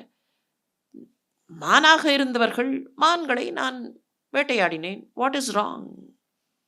உடனே அந்த மிருக வடிவத்தில் இருந்த முனிவர் பேசுகிறார். அவர் என்ன சொல்றார்? அப்பா, ந ரிபூன் வை சமுதிஷ்ய விமுஞ்சதி நராகா ஷரான். எதிரி மேல அம்பு போடுறதா இருந்தா கூட தக்க சமயம் இல்லைன்னா அம்பு போடக்கூடாது. அதுக்கும் ஒரு டைம் இருக்கு. வதம் செய்யறதுனா கூட அதற்குன்னு ஒரு காலகட்டம் இருக்கு. வதக காலே விசேஷேன. நீ அதை பார்த்து இல்லையா போட்டிருக்கணும். எதிரிகள் மேலே கூட ஒரு சிக்கல் நேரத்தில் அம்பு போட மாட்டார்கள். சரியான நேரத்துல போடணும். எப்ப நீ எதிரிகள் மேல அம்பு போடலாம் அரசர்கள்? போர்ல போடலாம். நீ நேரா போய் அவனுடைய அரண்மனையில போடலாமா? இல்ல. போர் டிக்ளேர் பண்ணிட்டா போடலாம். தக்க நேரத்துல பண்றதுன்னு இருக்கா இல்லையா? இது தக்க நேரம் இல்லையே! அவர் நேரடியா விஷயத்துக்கு வரல. இது தக்க நேரம் இல்லையே! அப்படிங்கிறார். உடனே அவன் என்ன சொல்றான்? பிரமதம், அப்ரமதம். பிரமதம், அப்ரமதம் வா விவ்ருத்தம் திராந்தி சௌஜஸா. ஆயத்தமா இருந்தாலும் சரி, ஆயத்தம் இல்லைனாலும் சரி. நீங்க என்ன சொன்னீர்கள்? தக்க நேரத்துல போடணும். அப்படின்னா என்ன அர்த்தம்? எதிரி should be prepared for an attack. போர் டிக்ளேர் பண்ணிட்டு பண்ணினா, எதிரி will be prepared for the attack. அப்ப எதிரி பிரிப்பேர்டா இருக்கும்போது தான்ப்பா போடணும். அந்த மாதிரி எதிரிக்கு கூட அவன் பிரிப்பேர்டா இல்லைன்னா போடக்கூடாது அப்படிங்கிறது தான் அவருடைய வாதம். அதுக்கு இவன் பதில் சொல்றான். ஏன்னா வேட்டையாடும்போது மான் ரெடியா இருக்கா? இல்லையா? அப்படின்னா நான் பார்த்து வேட்டையாட முடியும். பிரமதம், அப்பிரமதம். அது ரெடியா இருந்தாலும் சரி, ரெடியா இல்லைனாலும் சரி, மான்களை கொல்வதில தவறில்லையே. மான்களைத் தானே வேட்டையாடினேன். அப்பதான் இந்த உரையாடலுடைய முக்கியமான இடத்த அவர் சொல்றார். நாகம் திரந்தம் மிருகான் ராஜன் விகர்ஹே சாத்மகாரணாத். நீ கொன்ன, மானுக்கு அந்தம் கொண்டு வந்தாய், மிருகத்திற்கு அந்தம் கொண்டு வந்தாய் என்று நான் உன்னை தவறு சொல்லவில்லை. அகம், எனக்கு அந்தம் கொண்டு வந்தாய், என்னை கொன்று விட்டாய் என்றும் நான் உன்னை தவறு சொல்லவில்லை. இந்த மரணத்திற்காக நான் உன்னை தவறு சொல்லவில்லை. சரியாக புரிந்து கொள். மான கொன்னுட்ட, ஃபைன். நான் மானா இருந்தேன், கொன்னுட்ட, ஃபைன். அதுக்காக நான் சொல்லல. ஆனா தக்க நேரம் நீ காத்திருந்திருக்க வேண்டும். ஏன் தெரியுமா? நானும் என் மனைவியும் ஒன்றாக இருந்தோம். மைத்துனம் து பிரதீக்ஷ்யம் மே த்வயே ஹாத்யான்ரு சம்ஸ்யதக. அதுக்குத்தான்ப்பா உன்னை குறை சொல்றேன். பெண்ணோடு உடன் இருக்கிற ஆணை கொல்வது என்பது தவறு. உன்னுடைய குல தர்மப்படி நீ இப்படி பண்ணியிருக்க கூடாது. இது ரொம்ப கொடூரமானது. நீ காத்திருந்திருக்க வேண்டும். நாங்கள் பிரிந்த பின்னால் நீ கொன்றிருக்கலாம். ஆனால் எங்களை இப்படி கொன்றது தவறு. உனக்கு வேதம் தெரியும், சாஸ்திரம் தெரியும். கொடுமை செய்பவர்களுக்கும் புருஷார்த்தங்களுக்கு எதிரானவர்களுக்கும் தண்டனை தருவது உன்னுடைய குலம். இது புருஷார்த்தத்திற்கு எதிரானது. நீ பண்ணது புருஷார்த்தத்திற்கு எதிரானது. இதை நீ பண்ணியிருக்க கூடாது. கொடுமை செய்பவர்களை எல்லாம் உன்னுடைய குலத்தைச் சேர்ந்த அரசர்கள் தண்டிப்பது நியாயம். ஆனா நீ இப்ப பண்ணியிருக்கியே இந்த கொடுமை, இதற்கு என்ன தண்டனை? கிம் கிருதம் தே, நீ எப்படி இதை பண்ண? இந்த குலத்தை சேர்ந்தவன் இதை பண்ணியிருக்கலாமா? நான் யாருன்னு உனக்கு தெரியுமா? முனிம் மூலபலாகாரம் மிருகவேஷதரம். நான் மூலபலம் கொண்ட முனிவன், நிறைய தவம் செய்த முனிவன். மிருக வேஷத்தில் இருக்கிறேன், ஒரு மான் வேஷத்தில் இருக்கிறேன். வசமானம் அரண்யேஷு நித்யம் சமபராயணம். அரண்யேஷு வசமானம், இந்த காட்டில் வசித்து கொண்டு நான் நித்தியமும் என்னுடைய தவத்தை தொடர்ந்து கொண்டிருக்கிறேன். என் மனைவியும் அதை செய்கிறாள். அகம் கி கிந்தமோ நாம தபசா பாவித்தோ முனிஹி. எனக்கு கிந்தமன் என்று பெயர். மனிதர்களை பார்த்து நாணப்பட்டு கொண்டு வியபத்ரபன் மனுஷ்யானாம் மிருகாயாம் மைதுனம் ஆச்சரம். மனிதர்களை பார்த்து நாணப்பட்டு கொண்டு நானும் என்னுடைய மனைவியும் மான்களாக மாறி இணைந்தோம். எங்களை நீ இப்போது வீழ்த்தி விட்டாய். உனக்கு பிரம்மஹத்தி வராது. இவ்வளோவும் சொல்றார். உனக்கு பிரம்மஹத்தி வராது. அந்தணர்களை வீழ்த்தி விட்டோம்னு உனக்கு பிரம்மஹத்தின்னு நினைக்காத. உனக்கு பிரம்மஹத்தி வராது. ஆனால் பிரியயா சக சம்வாசம் பிராப்பிய காம விமோகிதக த்வம் அப்யஸ்யாம் அவஸ்தாயாம் பிரேதலோகம் கமிஷ்யதி. எப்படி என் மனைவியோடு நான் இருந்தபோது என்னை வீழ்த்தினாயோ, பிரியயா சக சம்வாசம், நீ உன்னுடைய பிரியையோடு இருக்கும்போது அந்த நேரத்தில் நீ வீழ்வாய். ஒருவேளை அவளை நெருங்கினால் நீ வீழ்வாய். எப்படி? பிரேதலோகம் கமிஷ்யதி, நீ பிரேதலோகத்திற்கு போய்விடுவாய். இது உனக்கு நான் கொடுக்கிற சாபம். உன் மனைவியும் உன்னோடு வந்து விடுவாள். உன் மனைவியும் உன்னோடு வந்து விடுவாள்னு சொல்லிடுறார். இதை சொல்லிட்டு அவர் இறந்து போகிறார். மனைவியும் இறந்து போகிறாள். கிந்தமன் என்கிற அந்த முனிவர் இறந்து போக அந்த முனிவருடைய சாபம் பாண்டுவை தைக்கிறது. தவிக்கிறான், புலம்புறான். எங்க அப்பா இளமையில இறந்தார், விசித்திர வீரியன். ஏன் இறந்தார்? ஆனானப்பட்ட சாந்தனு மகாராஜாவோட மகன். ஆனா அந்த சாந்தனு மகாராஜாவோட குணம் எங்க அப்பாக்கு இல்லாம, எங்க அப்பாவும் இப்படித்தான் இளமையினுடைய ஆடல்களில் இளமை சொன்னதுல இது வேண்டும் அது வேண்டும் அப்படின்னு பார்த்த அந்த ஆசையில அந்த மாதிரி தானே எங்க அப்பாவும் இறந்து போனார். இளமை தரக்கூடிய ஆணவத்துல தானே எங்க அப்பாவும் இறந்து போனார். அகாலமாக இறந்து போனார். என்னுடைய புண்ணியம் எனக்கு வியாசர் ஜீவன் கொடுத்தார். அது அவனுக்கு தெரியும். வியாசருடைய மகன்கிறது தெரியும்.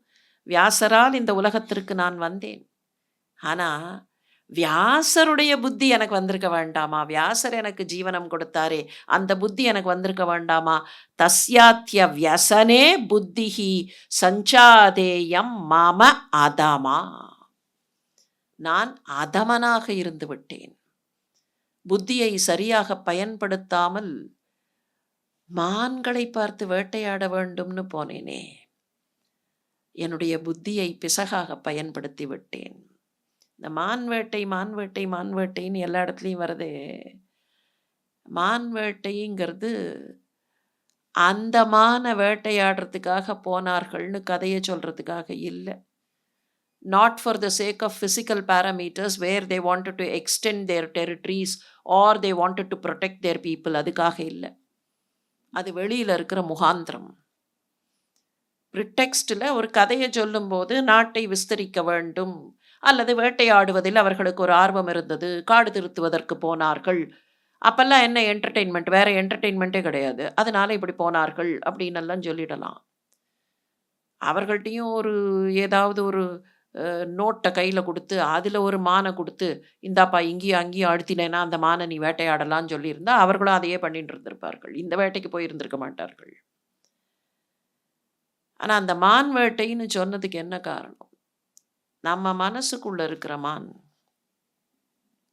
ஒவ்வொரு மனசுலையும் மான் இருக்கு. முன்னாலேயே பார்த்துருக்கோம், கொஞ்சம் நினைவுபடுத்திப்போம். மிருகத்ருஷ்ணம்னு ஒன்று உண்டு. ஆதிசங்கரர் மிருகத்ருஷ்ணம்னு பாடுவார். மிருகத்ருஷ்ணம், அது என்ன? மிருகத்ருஷ்ணம்னா மான் புத்தி. அதனால தான் இந்த மான் கதை எல்லாத்துலேயும் வரும். எங்கே போனாலும் ஒரு மான் தானா, மான் வரும். அந்த மான் அப்படியே சீதையவே மயக்கும். அந்த மானுக்கு பின்னால் ராமனே போக, கண்ணதாசன் ஒரு இடத்துல கேட்பார், மானுக்கு பின்னால் ராமன் போனானே அது பொய் மான்னு ராமனுக்கு தெரியலையான்னு. ராமனுக்கு தெரிஞ்சிருக்கலாம், but he wanted to enact something for our sake. Lakshmanan சொல்கிறான், இந்த மாதிரி ஒரு மான் இருக்கிறதுக்கு வாய்ப்பே கிடையாது அண்ணாங்கிறான். மகாஞானியாக விளங்கியவன் சொல்கிறான், இது மான் இல்லை, இது அசுர வேலைங்கிறான். தெளிவாக சொல்கிறான், இது அசுர வேலை, இது மான் இல்லை. அப்போ யார் அதை அசுர வேலை என்று புரிந்து கொள்கிறார்களோ அவர்கள் அகக்கண் திறக்க பெற்றவர்கள். என்ன அசுரத்தனம் மான்கிட்ட? என்ன இந்த மான் என்ன பண்ணும்? மகாஸ்வாமி மான் என்ன பண்ணுங்கிறத ரொம்ப அழகாக டிஸ்கிரைப் பண்ணுவார். நல்ல கோடை காலம் வந்ததுன்னு வச்சுப்போம், தண்ணி குடிக்கணும்னு கூட அதுக்கு தெரியாது. நீங்கள் சில விலங்குகளுக்கு தண்ணீர் எங்கே இருக்கோ அங்கே போய் குடிக்கணும்னு தெரியாது, இருக்கிற இடத்துல தண்ணி குடிக்கணும்னு தெரியாது. இந்த கண்ணுக்குட்டிக்கெல்லாம் தண்ணி குடிக்கணும்னு தெரியாது. அதனால தான் கிருஷ்ணன் கண்ணுக்குட்டியை பிடிச்சி அதுக்கு நீர் ஊட்டி இட்டமுடன் மரித்து நீரூட்டி முதல்ல தண்ணிய குடி, அதுக்கப்புறமா நீ ஓடும்பானாம். இல்லைன்னா கன்னுக்குட்டி என்ன பண்ணும், அந்த வெப்பத்துல அப்படியே அது வாயிலிருந்து நுரை தள்ளி கொண்டு போகும். இந்த மானுக்கு தண்ணி குடிக்கணும்னு ஆசை. ஆனா அதுக்கு அப்படி பார்க்கும். நல்ல வெப்பத்துல கோடையில பளபள பளபளன்னு கானல் நீர், மிராஜ் கண்ணுக்கு தெரியும். இது எவ்வளவு புத்திசாலின்னா, அந்த கானல் நீரை பார்த்துட்டு, அட தண்ணி இருக்கு அப்படின்னு ஓடும். மெதுவா கூட போகாது. துள்ளி குதிச்சு ஓடும். தண்ணி இருக்குன்னு அங்க ஓடினோன்ன, அங்க போனா அது வெறும் கானல் நீர். பார்க்கும். பார்த்துட்டு அங்கேருந்து நின்னு இப்படி திரும்பும். அங்க படபடான்னும். திருப்பி அங்க ஓடும். அங்க போனா அங்கேயும் ஒண்ணுமில்ல. அங்கேருந்து இப்படி பார்க்கும். அங்க படபடான்னு ஓடும். 3 தடவ ஓடினதுக்கப்புறம் தோணணுமா வேண்டாமா? பளபளன்னு ஏதோ ஒண்ணு தெரிஞ்சுதா, அது தண்ணி இல்ல நிச்சயமா. அங்க ஓட வேண்டாம்.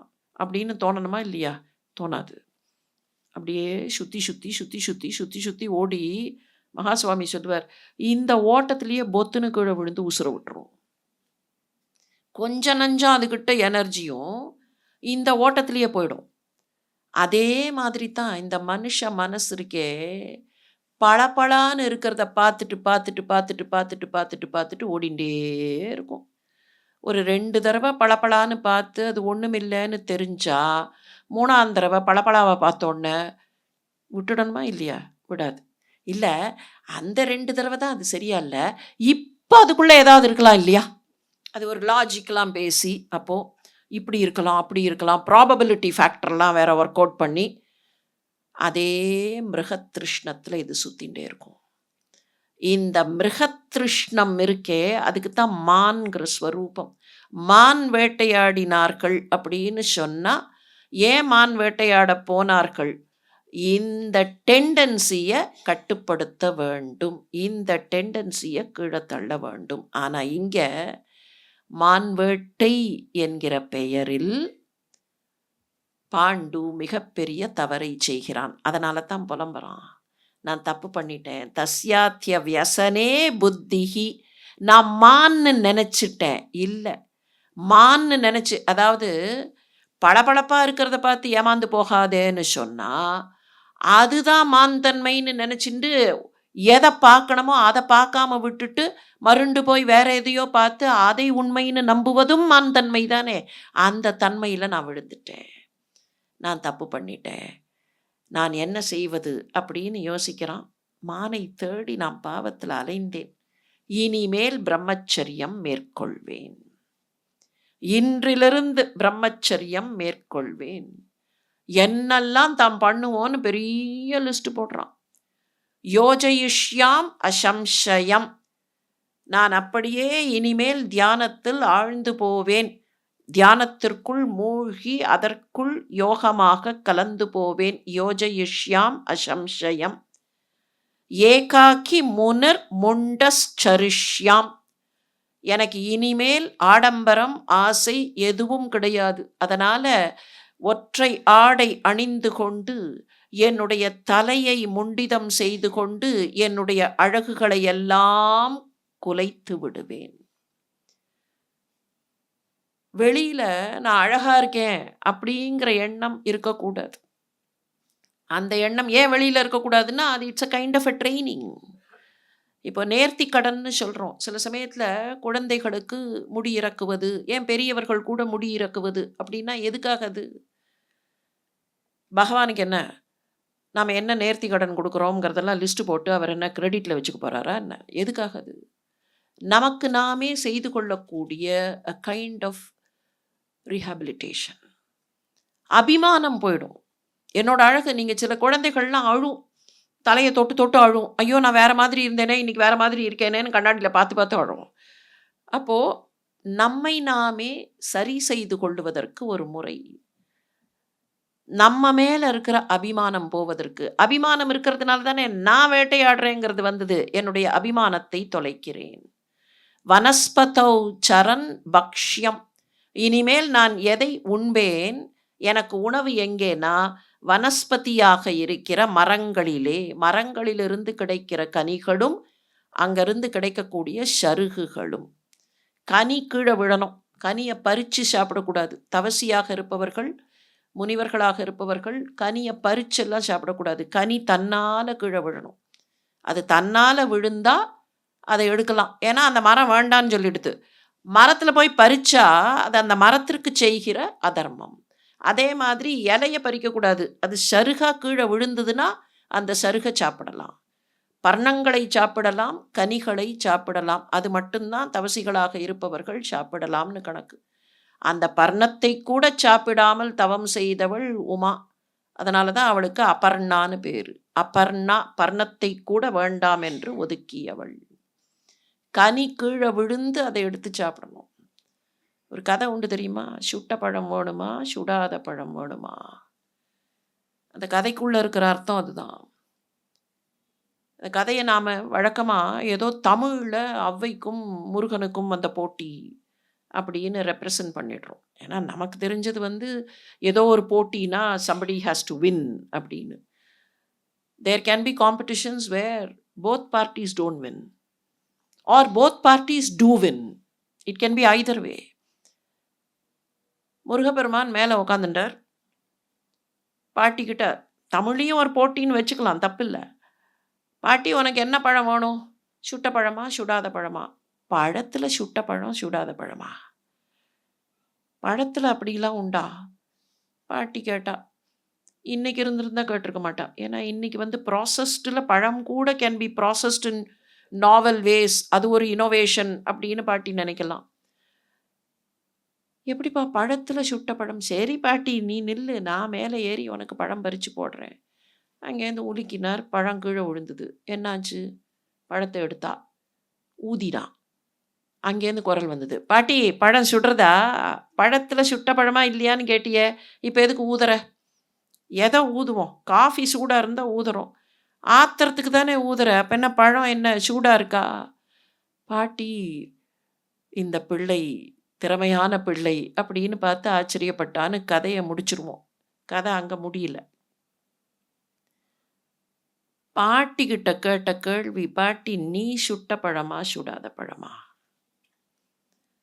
நீ சுட்ட பழமா, சுடாத பழமா? சுட்ட பழம்னா என்ன? நம்ம கணக்கில் இது அப்படியே ரிவர்ஸ் ஆகும். எடுத்து ஊதினா சுட்ட பழம், ஊதலைன்னா சுடாத பழம். ஆனால் அது ரிவர்ஸ். மண் ஒட்டின்னு இருக்கிற பழம் சுட்ட பழம்னு நம்ம கணக்கு சொல்கிறோம். எந்த பழத்தில் மண் ஒட்டும்? நல்ல கனிஞ்ச பழத்தில் ஒட்டாது. நல்ல கனிந்த பழமாக இருந்ததுன்னா, தோல் வாழைப்பழமாக இருந்தால் கூட சில சமயம் நல்லா கருப்படிச்சா கூட அப்படியே மழுமழுன்னு ஆகிடும். அதில் எதுவுமே ஒட்டாது. இன்னும் கொஞ்சம் ஒட்டுதல் இருக்குது அப்படின்னா இங்கே இன்னும் பிடிமானம் இருக்குது, இன்னும் கொஞ்சம் அபிமானம் இருக்குதுன்னு அர்த்தம். நல்ல சுட்டு போச்சுன்னா பழம் அது எதுலேயும் ஒட்டாது. அதனால தான் சட்டி சுட்டதடா கை விட்டதடா. சுட்ட சட்டியில் ஒட்டவே முடியாது. சட்டி சுட்டதடா கை விட்டதடா, பொறுத்துன்னு அது கையை விட்டு போயிடும். நீ சுட்ட பழமாக இருக்கியா பாட்டி? நீ சுடாத பழமாக இருக்கியா? இன்னும் சுடாத பழமா? இன்னும் கொஞ்சம் அப்படியே ஒட்டிண்டு இருக்க போறியா? இல்லை எல்லாவற்றையும் விட்டு விட்ட பற்றற்ற நிலைக்கு வந்து விட்டாயா? இதுதான் அங்கே நடந்த டயலாக். நம்ம என்ன பண்ணோம்? கம்ஃபர்டபுளாக பழத்தை சாப்பிட்ற வரைக்கும் வச்சுட்டு அதுக்கப்புறம் விட்டுட்டோம். வனஸ்பதௌ சரண் பக்ஷ்யம். வனஸ்பதி கிட்ட போய் அங்கே சஞ்சரித்து, காடுகளில் சஞ்சரித்து அதை உண்பேன். பாம்சுனா சமவச்சனக விருக்ஷமூல நிகேதோ. இந்த மண்ணு பொடியெல்லாம் எடுத்து மேலே பூசிக்கொண்டு நான் மலை அடியில் வாசம் செய்வேன். மரத்தின் அடியில், மலை அடிவாரத்தில் வாசம் செய்வேன். எனக்கு வீடு வேண்டாம். விருக்ஷமூல நிகேதோ. விருட்சத்தினுடைய அடிவாரத்தில், மரத்தினுடைய அடியில் நான் இருப்பேன். வீடு அப்படின்னெல்லாம் தனியாக வேண்டாம். இந்த பொடியை எடுத்து பூசிக்கொண்டுன்னா இந்த பஞ்சபூதங்களோடு கலந்து நான் வாழ்வேன். தியக்த சர்வ பிரிய அப்பிரியக. பிரியமானது அப்பிரியமானது, வேண்டியது வேண்டாதது அப்படின்னு எல்லாத்தையும் விட்டுடுவேன். வேண்டியது வேண்டாததுன்னெலாம் ஒன்றும் கிடையாது. வேண்டுதல் வேண்டாமை இலான்கிற நிலைமைக்கு நான் போவேன்னா பகவானுக்கு பக்கத்தில் போகிற நிலைமை அதுதான். எனக்கு இதெல்லாம் வேண்டாம். தியக்த சர்வ பிரிய அப்பிரியக ந சோச்சன் ந பிரஹர்ஷ்யம். எனக்கு துக்கம்னு ஒன்று கிடையாது, இன்பம்னு ஒன்று கிடையாது, சோகமானதுன்னு ஒன்று கிடையாது, ஹர்ஷம் எனக்கு மகிழ்ச்சி தரக்கூடியதுன்னு ஒன்று கிடையாது. துல்லியம் நிந்தாத்ம சன்ஸ்துதி. யாராவது எதை நிந்தனை செய்தாலும் என்னை ஸ்துதித்தாலும் எனக்கு ரெண்டும் ஒன்று தான். துல்லியம், ரெண்டும் எனக்கு ஈக்குவல். நிர் ஆஷர் நிர் நமஸ்காரோ. என்கிட்ட வந்து யாராவது நமஸ்காரம் பண்ணினால் ஏற்றுக்கொள்ள மாட்டேன். நமஸ்காரத்திற்கு தக்கவன் இல்லை. அரசனாக இருக்கும்போது இவங்கிட்ட நமஸ்காரம் பண்ணியிருப்பார்கள். அதைத்தான் இப்போ சொல்கிறான். நமஸ்காரம்னா காலில் விழுறது மாத்திரமில்லை, என்னிடத்தில் வந்து யாராவது பணிந்தால் அவர்களை காட்டிலும் நான் பணிவானவன், என்னை காட்டிலும் குறைந்தவர்கள் கிடையாது. நற்பரிக்கிரக. யாராவது ஏதாவது கொடுத்தால் ஏற்றுக்கொள்ள மாட்டேன். நான் எப்படி இருப்பேன்னு சொன்னால், யாருக்கும் எந்த விதத்திலேயும் துன்பம் தரமாட்டேன். டு வாட் எக்ஸ்டன் குர்வன் ப்ரூ குட்டிம் குவச்சித். யாரை பார்த்தும் என்னுடைய நெற்றியை சுருக்க மாட்டேன், என்னுடைய புருவத்தை சுருக்க மாட்டேன். ப்ரூங்கிறது புருவம். ப்ரூ குட்டிம் குவச்சித். யாரை பார்த்தும் என்னுடைய புருவத்தை சுருக்க மாட்டேன். I will not frown at any one. ந சாபிய அவஹசன் கச்சின்ன. யாரை பார்த்தும் அவதூறாகவோ அல்லது கேலியாகவோ எதுவும் சொல்ல மாட்டேன், அப்படி பார்க்கவும் மாட்டேன். பிரசன்னவதனோ நித்தியம். எப்போதும் என்னுடைய முகத்தில் மலர்ச்சி மட்டுமே வைத்திருப்பேன். சர்வபூத ஹிதே ரதக. எல்லா உயிர்களுக்கும் ஹிதமானவனாக இருப்பேன். இதுக்கு அடுத்தது சொன்னான், ஜங்கம அஜங்கம. அசையக்கூடியவை அசையாதவை இவை எல்லாவற்றையும் அன்போடு என்னுடைய குழந்தைகளாக பாவிப்பேன். அது அசைவதாக இருந்தாலும் சரி, அசையாததாக இருந்தாலும் சரி, உயர்திணையாக இருந்தாலும் சரி, அக்ரிணையாக இருந்தாலும் சரி, ஆனிமேட்டாக இருந்தாலும் சரி, இன்ஆனிமேட்டாக இருந்தாலும் சரி, எல்லாவற்றையும் என்னுடைய குழந்தைகளாக பாவிப்பேன். ஒரே ஒரு முறைதான் ஒரு நாளுக்கு சாப்பிடுவேன். ஏக காலம் சரண் பக்ஷ்யம் குலானி தச பஞ்சவா. நான் போய் யார்கிட்டையாவது பிக்ஷை கேட்டு சாப்பிட வேண்டி வந்தால், காட்டில் இருக்கும்போது எங்கேயாவது காட்டில் இல்லை அப்படின்னு பிக்ஷை கேட்க வேண்டி வந்தால், 5 அல்லது 10 குடும்பங்களை தாண்டி போய் யாரிடத்திலேயும் பிக்ஷை கேட்க மாட்டேன். அந்த 5-10 குடும்பத்துக்குள்ளே சுற்றி சுற்றி வருவேன்னு அர்த்தம். இதுக்கு சில விதிமுறைகள்லாம் உண்டு. ஏதோ சில இடங்களில் மட்டும்தான் போய் பிக்ஷை கேட்கணும். ஏங்கிறதுக்கு காரணம் இருக்குது. நாட் எலிஜிபிலிட்டி க்ரைட்டீரியாலாம் இல்லை. நிறைய பேர்கிட்ட பிக்ஷை கேட்டால் ஐ எம் ஹோர்டிங்னு அர்த்தம். நிறைய பேர்கிட்ட போய் கேட்குறேன்னு சொன்னால் நிறைய, அதுலேயும் ஒரு ஆசை. எவ்வளவு அந்த ஒரு கைப்பிடி சாப்பிடுவதற்குன்னா அதையே ஒரு 5-6 பேர் கொடுத்தா போகிறோம். அதுக்கு மேலே போய் நான் கேட்குறேன். நான் முன்னாலேயே போன மாதமே ஒரு கதை பார்த்தோம் ஒரு இடத்துல. அந்த கதையை கொஞ்சம் இப்போ நினைவுபடுத்திப்போம், வேணும்னா அப்புறமா இன்னொரு முறை சிந்திப்போம். ஒரு குரு, நீ வாங்கின பிக்ஷையெல்லாம் என்கிட்ட கொண்டு வந்து கொடுக்கணுன்ட்டார். என்ன இருக்கா? அவன் பிக்ஷையெல்லாம் கொண்டு வந்து கொடுத்ததுக்கு அப்புறமா அப்படியே புஷ்டியாக இருந்தான். எப்படிரா இருக்க அப்படின்னு கேட்டார். இல்லை, நான் 2வது முறை போய் பிக்ஷை வாங்குறேன். 2வது முறை வாங்கக்கூடாது. You are causing distress to them. நீ இன்னொரு முறை போய் கேட்டால் அவர்கள் அதை கொடுக்கணும்னு சொன்னால் அவர்கள் அதற்காக சேர்க்கணும். அப்போ நீ அவர்களுக்கு துன்பம் தருகிறாய், நீ அவர்களுக்கு அதர்மம் செய்கிறாய். அதனால தான் இங்கே சொல்கிறான் பாண்டு, ஏக காலம் பக்ஷ்யம் குலானி தச பஞ்சவா. ஒருவேளை யாருமே எனக்கு பிக்ஷை கொடுக்கல, மரத்துலேருந்தும் எதுவும் கிடைக்கலன்னா நான் என்ன பண்ணுவேன்? சாப்பிடாமல் இருப்பேன். அசம்பவேவா பைக்ஷ்யஸ்ய சரண் அன அசனான்யபி. நான் சாப்பிடாமல் இருப்பேன். கூடுதலாக போய் யார்கிட்டையும் எதுவும் கேட்க மாட்டேன். ந கல்யாணம் சிந்தையன். யாருக்கும் இப்படி அப்படி என்று நல்ல விஷயம், அமங்கலமான விஷயம் இதையெல்லாம் நான் சிந்திக்க மாட்டேன். எனக்கு வாழ்க்கையில் மகிழ்ச்சி, மரணத்தில் துக்கம் இல்லை. எல்லாம் இனிமேல் எனக்கு ஒன்றுதான். இத சொல்லிட்டு 2 மனைவிமார்களையும் பார்க்குறான்.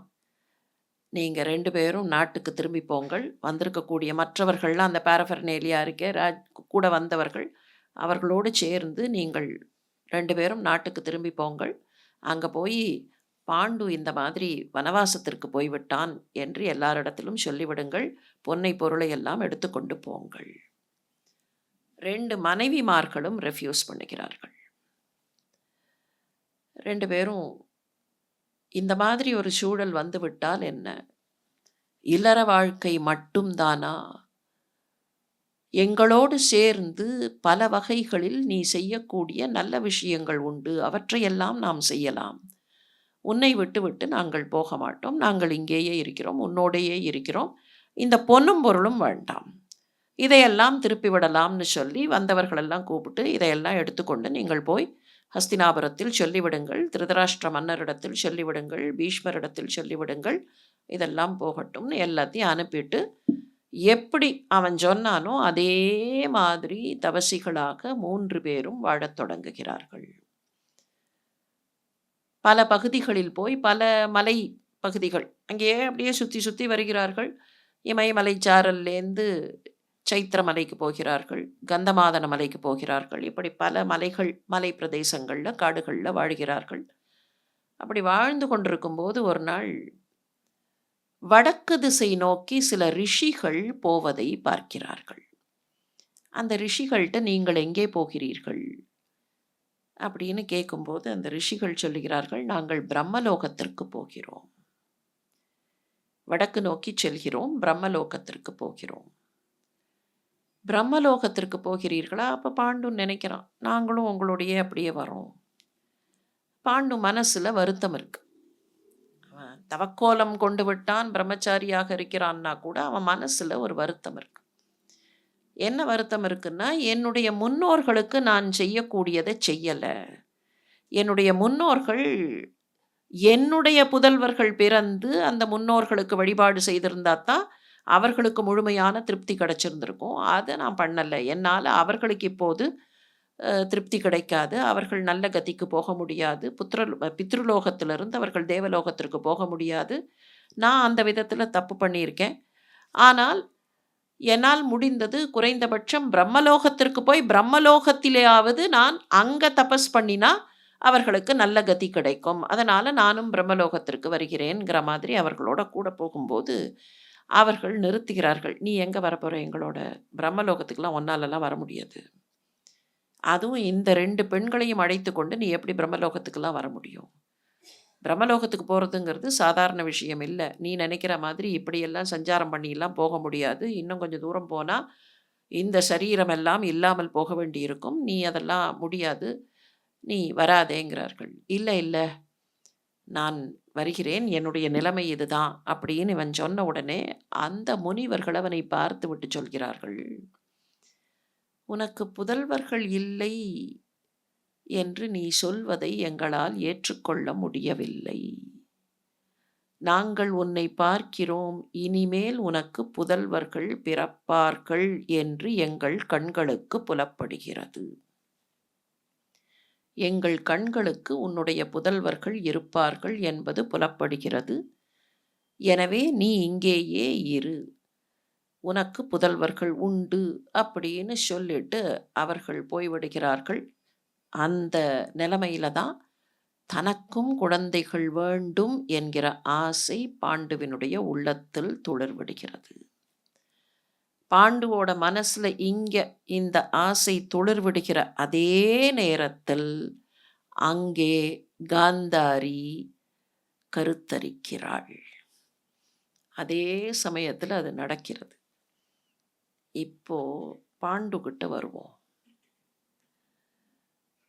திருப்பியும் இந்த மோட்டிவ் இருக்கே, எப்படி மான் வேட்டையாடுவதுங்கிற மோட்டிவ் ரிப்பீட்டடாக நம்முடைய புராணங்களில் கதைகளில் உண்டோ, அதே மாதிரி ஆணும் பெண்ணுமாக இணைந்திருக்கிற விலங்குகளாக இருந்தாலும் பறவைகளாக இருந்தாலும் அவற்றை கொல்வது தவறுங்கிற அந்த மோட்டிவும் நம்ம புராணங்கள்ல உண்டு. ராமாயணம் எங்க ஆரம்பிச்சது? வால்மீகி ராமாயணத்தை எப்ப பாடினார்?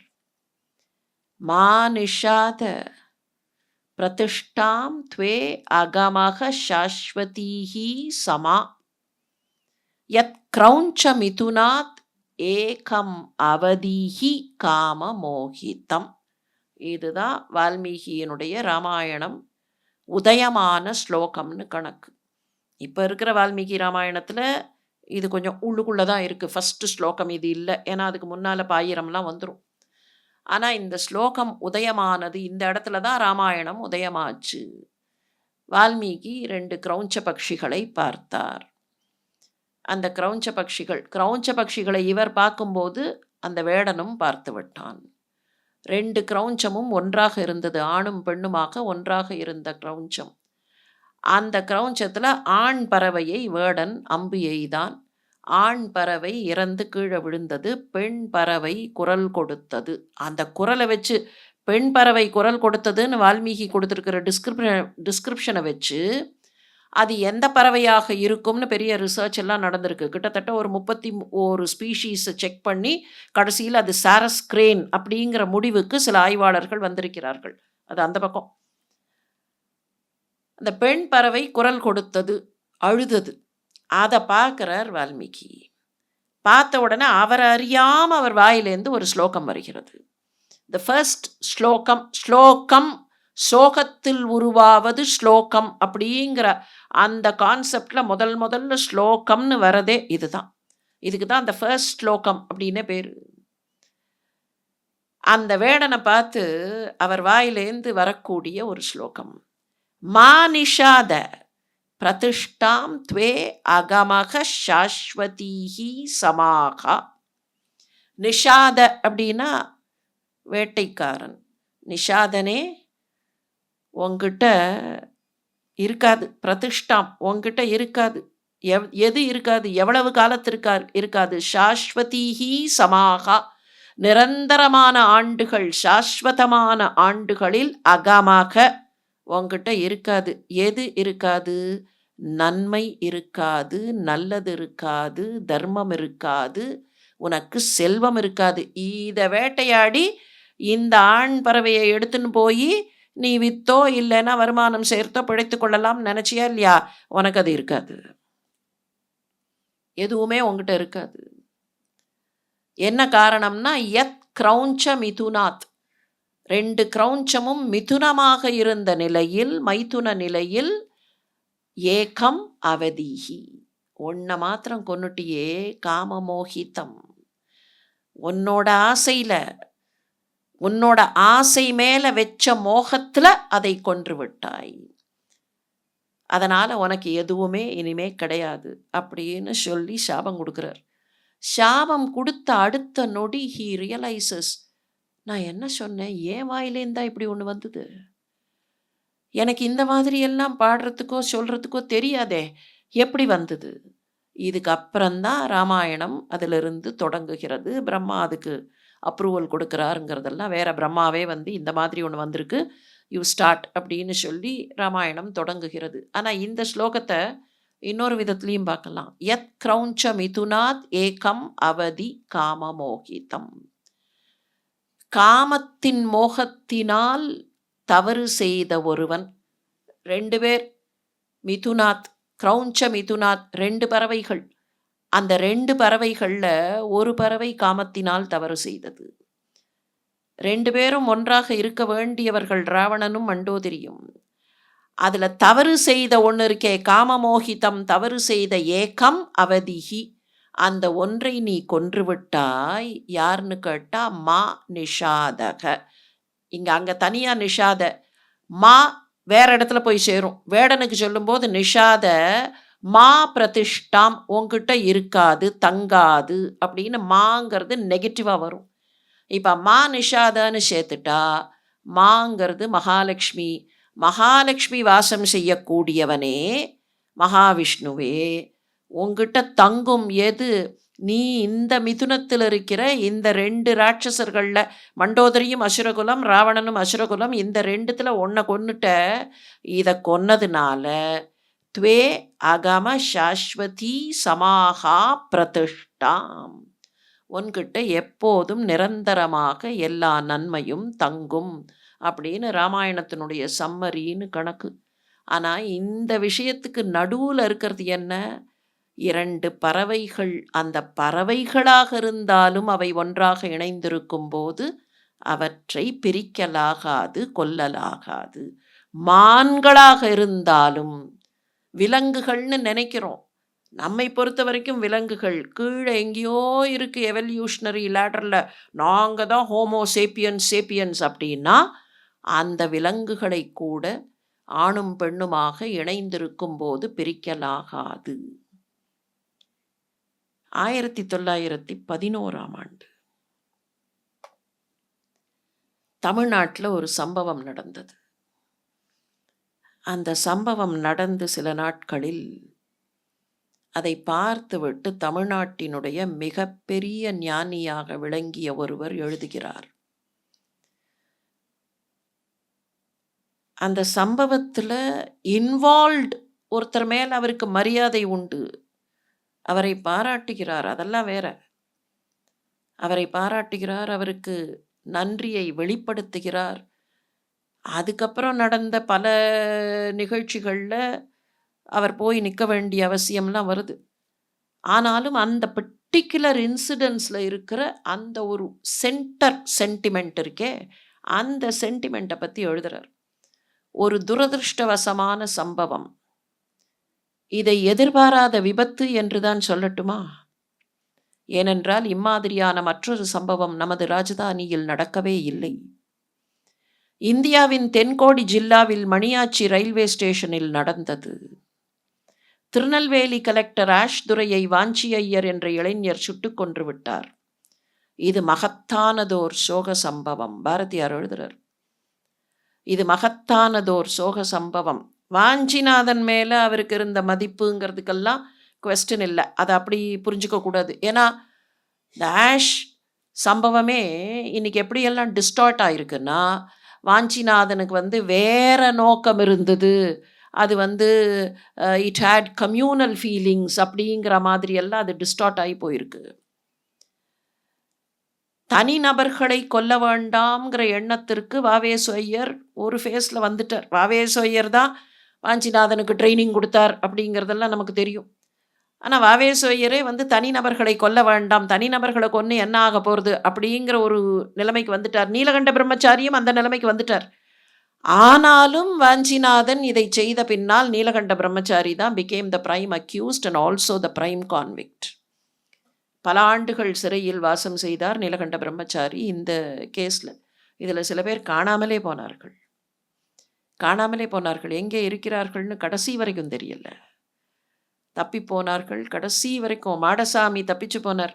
மாடசாமியை தப்பிக்க செய்தார் பாரதியார். பாரதிதாசன்கிட்ட சொல்லி தப்பிக்க செய்தார். இதெல்லாம் ஹிஸ்டாரிக்கல் ரெக்கார்ட்ஸ். ஆனால் பாரதியார் எழுதுகிறார் இது. அதுக்கப்புறம் பாரதியார் பாண்டிச்சேரிக்கு அவர்கள் வருகிறார்கள். தப்பிச்சு பாண்டிச்சேரிக்கு வந்தபோது போலீஸ் துரத்துகிறது. பாண்டிச்சேரியில் இருக்கக்கூடியவர்களுக்கு பிரச்சனை வருங்கிறதுனால இங்கேருந்து போய்விடுங்கள்.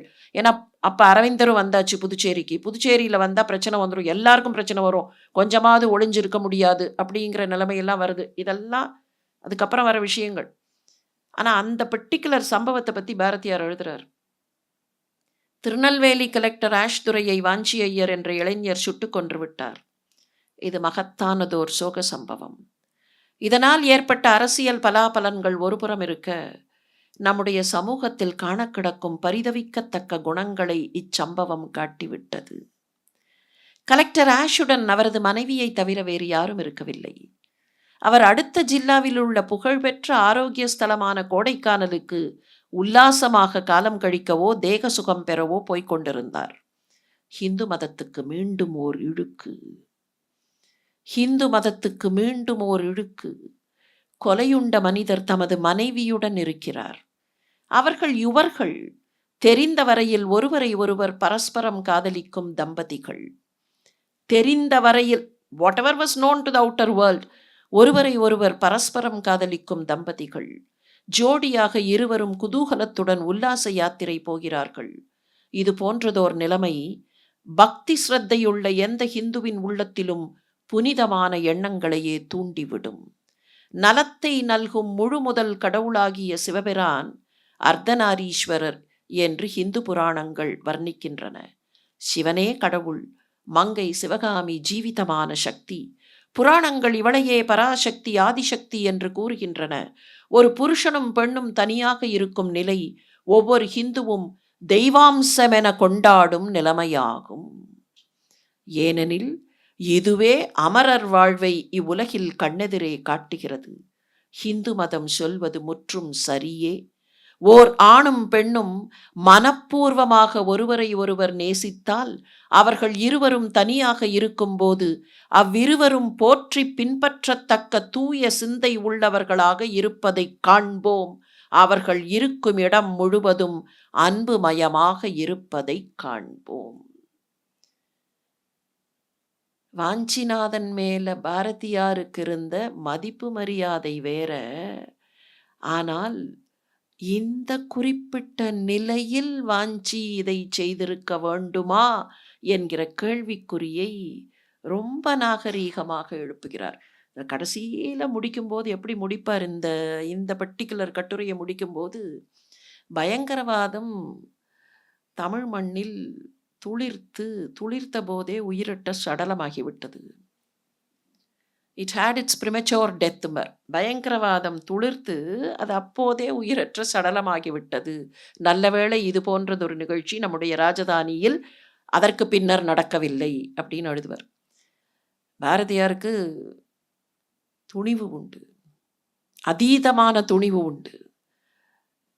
வாஞ்சிநாதனை தனிப்பட்ட முறையில் பாராட்டுவது என்பது வேறு.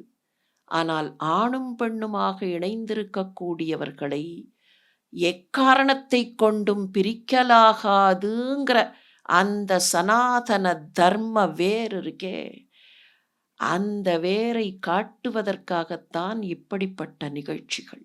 ஏன் இவ்வளவு லாங் டிஸ்கஷன்? அந்த இடத்துல கிந்தமர் பொத்துன்னு விழ வேண்டியது தானே, விழறதை விட்டுட்டு உட்காந்து டயலாக் பேசின்னு இருக்காரு அப்படின்னா. ஏன்னா நாம் இன்னைக்கு அப்படி தானே நினைக்கிறோம். ஒரு சினிமாவை பார்க்கும்போது என்ன சொல்கிறோம்? சினிமாவில் ஒரு ஹீரோ கொஞ்சம் கஷ்டமாக இருக்கிற சந்தர்ப்பத்தில் உட்காந்து டயலாக் பேசின்னு இருந்தால் இட் இஸ் மெலோட்ரமேட்டிக், மெலன்கலிக் அப்படின்னெல்லாம் வார்த்தைகளை பயன்படுத்துகிறோம் இல்லையா? This is mellow drama. இப்போ போய் அப்படிலாம் பேசின்னு இருக்க முடியுமா? எதுக்காக போட்டு அப்படியே இமோஷ்னலாக இழுக்கணும்? இல்லை, எமோஷ்னலாக இழுக்கிறதுக்கு இல்லை. அது கிந்தமர் சொல்கிற அந்த ஸ்டேட்மெண்ட் ரொம்ப அற்புதமான ஸ்டேட்மெண்ட். என்னை நீ கொன்றாய் என்றோ மானை கொன்றாய் என்றோ நான் உன் மீது தவறு சொல்லவில்லை. அது சர்வைவல் பிரமிட். சர்வைவல் பிரமிட்ல ஒரு உயிர் இன்னொரு உயிரை கொல்லுங்கிறதெல்லாம் இயற்கை நியதி. வேட்டையாடுறது உன்னுடைய இயல்பு. நீ வேட்டையாடினாய், மானை வேட்டையாடினாய், அதெல்லாம் வேற. ஆனால் எந்த தருணத்தில் அப்படிங்கிறத நினச்சி பார்த்தாயா?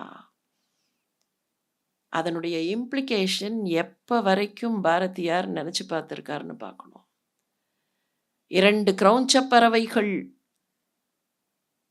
தவித்தன, ஒன்று இறந்தது இன்னொன்று அழுததுங்கிற நிலைமையில தான் ராமாயணம்ங்கிற காப்பியமே உதயமாச்சு. அதே மாதிரி பாண்டுவினுடைய இந்த செயலுக்கு பின்னால் தான் பாரதம் வேகமாக நகர்ந்து பலவிதமான சிக்கல்களை சந்திக்கப் போகிறது.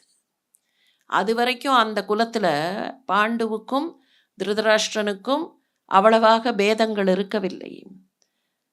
2 பேரும் ஒற்றுமையாகத்தான் தெரிந்தார்கள். இதுக்கப்புறம்தான் பிரச்சனையே ஆரம்பிக்க போகிறது.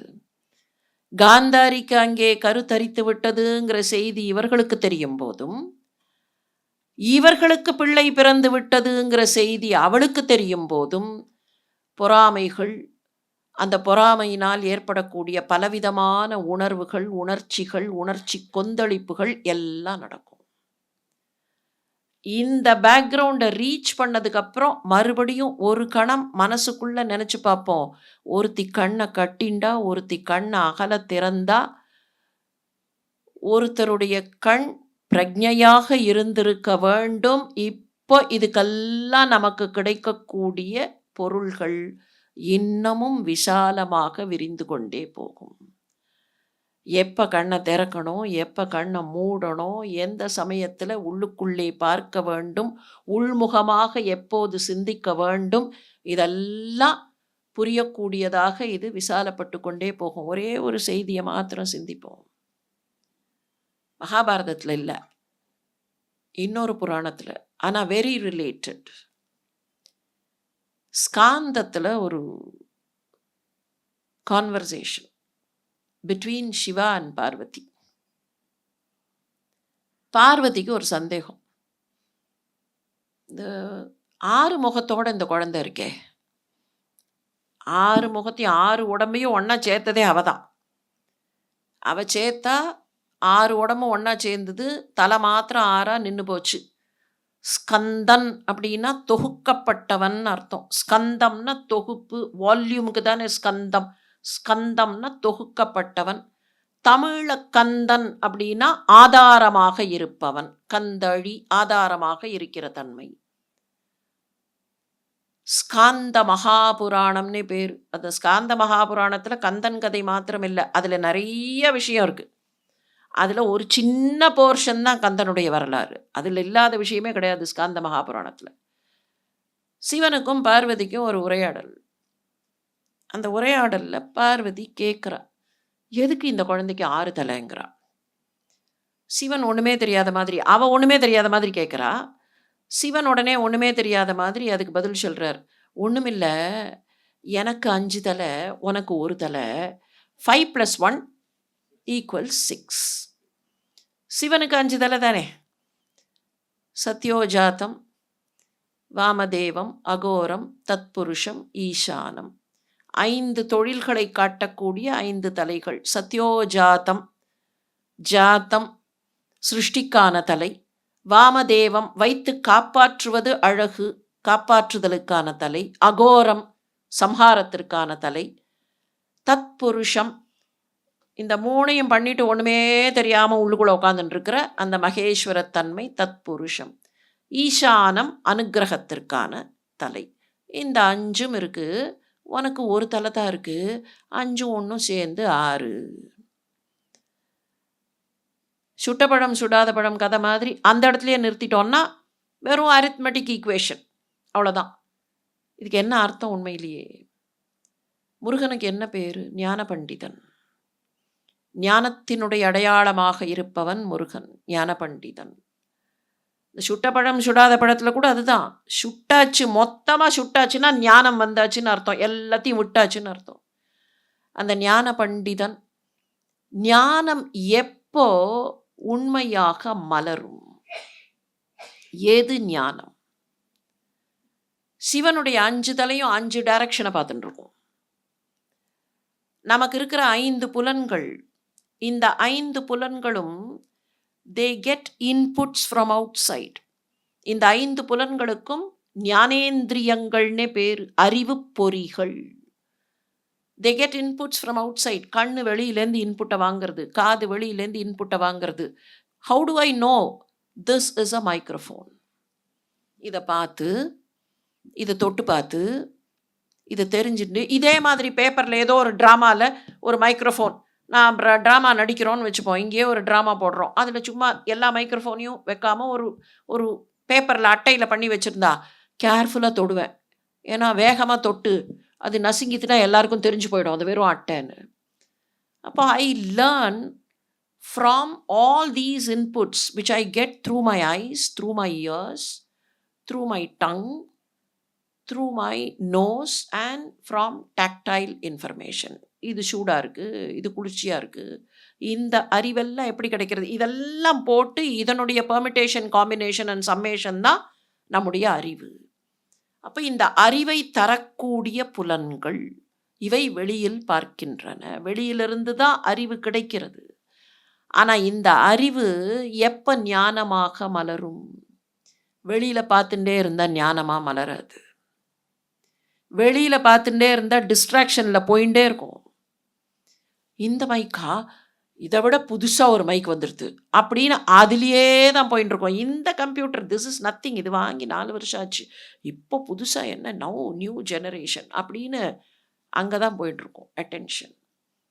இது எல்லாத்தையும் உள்ள போட்டு ப்ராசஸ் பண்ணி, இந்த அறிவெல்லாம் உள்ள போனதுக்கப்புறம் ப்ராசஸ் பண்ணி, அதுக்கப்புறம் அதை இன்டர்னலைஸ் பண்ணி உள்ளுக்குள்ள பார்த்தா மட்டும்தான் அது ஞானமாக பரிமளிக்கும். இன்ட்ராஸ்பெக்ஷன் இல்லைன்னா அது ஞானமாக பரிமளிக்காது. ஓகே, இது கருப்பா இருக்கு. So what? So what? இது நல்ல பளபளன்னு இருக்கு. So what? ஒரு புது ஜெனரேஷன் கம்ப்யூட்டர். இதனால் எனக்கு என்ன? இது மேல நான் ஏன் பற்று வைக்கிறேன்? அப்படிங்கிறது உள்ளுக்குள்ள போகும்போது தானே அந்த கேள்வி வரும். உள்முகமான பார்வையில தானே அது வரும். இல்ல, இல்ல இதுதான் அப்படின்னா வெளியிலேயே தான் இருக்கும். இந்த வெளியில இருக்கிற பார்வையை விட்டு விட்டு உள்முகமான பார்வை. இப்ப சிவன் சொன்னதுக்கு அர்த்தம் அதுதான். என்னோட தலை 5, உன்னோட தலை 1. இந்த 5 தலையோட இருந்தா மாத்திரம் போராது. அம்பாளுடைய தலை எப்படிப்பட்ட தலை? அவ குண்டலினி சக்தியா இருக்கா. குண்டலினியில எப்படி இருக்கா? அதோ முகமாக இருக்கிறாள். அதோ முகம்னு சொன்னா ஒண்ணு கீழே பார்த்து, ஒண்ணு உள்ள பார்த்து. அதோ முகமாக உள்முகமான பார்வையோடு இருப்பது. அம்மா இந்த பிள்ளை 6 முகத்தோட ஏன் இருக்கு தெரியுமா? வெறும் எக்ஸ்டர்னல் அறிவு போராது. இது ஞான பண்டிதன்னு சொன்னா இதனுடைய அதோமுக பார்வை உன்னுடைய அதோமுகம் சேர்ந்து இன்ட்ராஸ்பெக்ஷன்ல இது ஞானமாக மலர்ந்திருக்கிறது. ஞானம் மலர வேண்டும்னு சொன்னா எந்த கண்ணை எப்போது எப்படி பயன்படுத்த வேண்டும்ங்கிறது தெரிய வேண்டும். சில பேர் கண்ணை கட்டிக்கொள்ளுகிறார்கள்.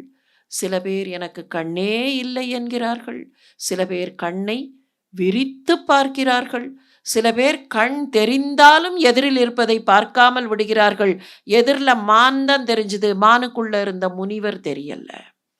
எது பார்க்கப்பட வேண்டுமோ அது பார்க்கப்படவில்லை. கல்ல கண்டா நாய காணோம், நாய கண்டா கல்ல காணோம். ரமணர் சொல்லுவாராம், நாய் பக்கத்தில் உட்காந்துருக்கோம், ரமணர் பக்கத்தில். தள்ளிப்போ அப்படின்னு யாராவது விரட்டினா எந்த முனிவர் உக்காந்துட்டு இருக்காரோ தெரியாது, விரட்டாதீர்கள். அப்போ எதை எப்படி பார்க்க போகிறோங்கிறது அவரவர்கள் கண்களை பயன்படுத்துகிற விதத்தில் இருக்கிறது என்பதை இன்றைக்கு சிந்தித்து நாளை பாண்டு புத்திரர்கள் எப்படி வர இருக்கிறார்கள் என்பதை பார்க்கலாம். அதுவரை நன்றி, வணக்கம்.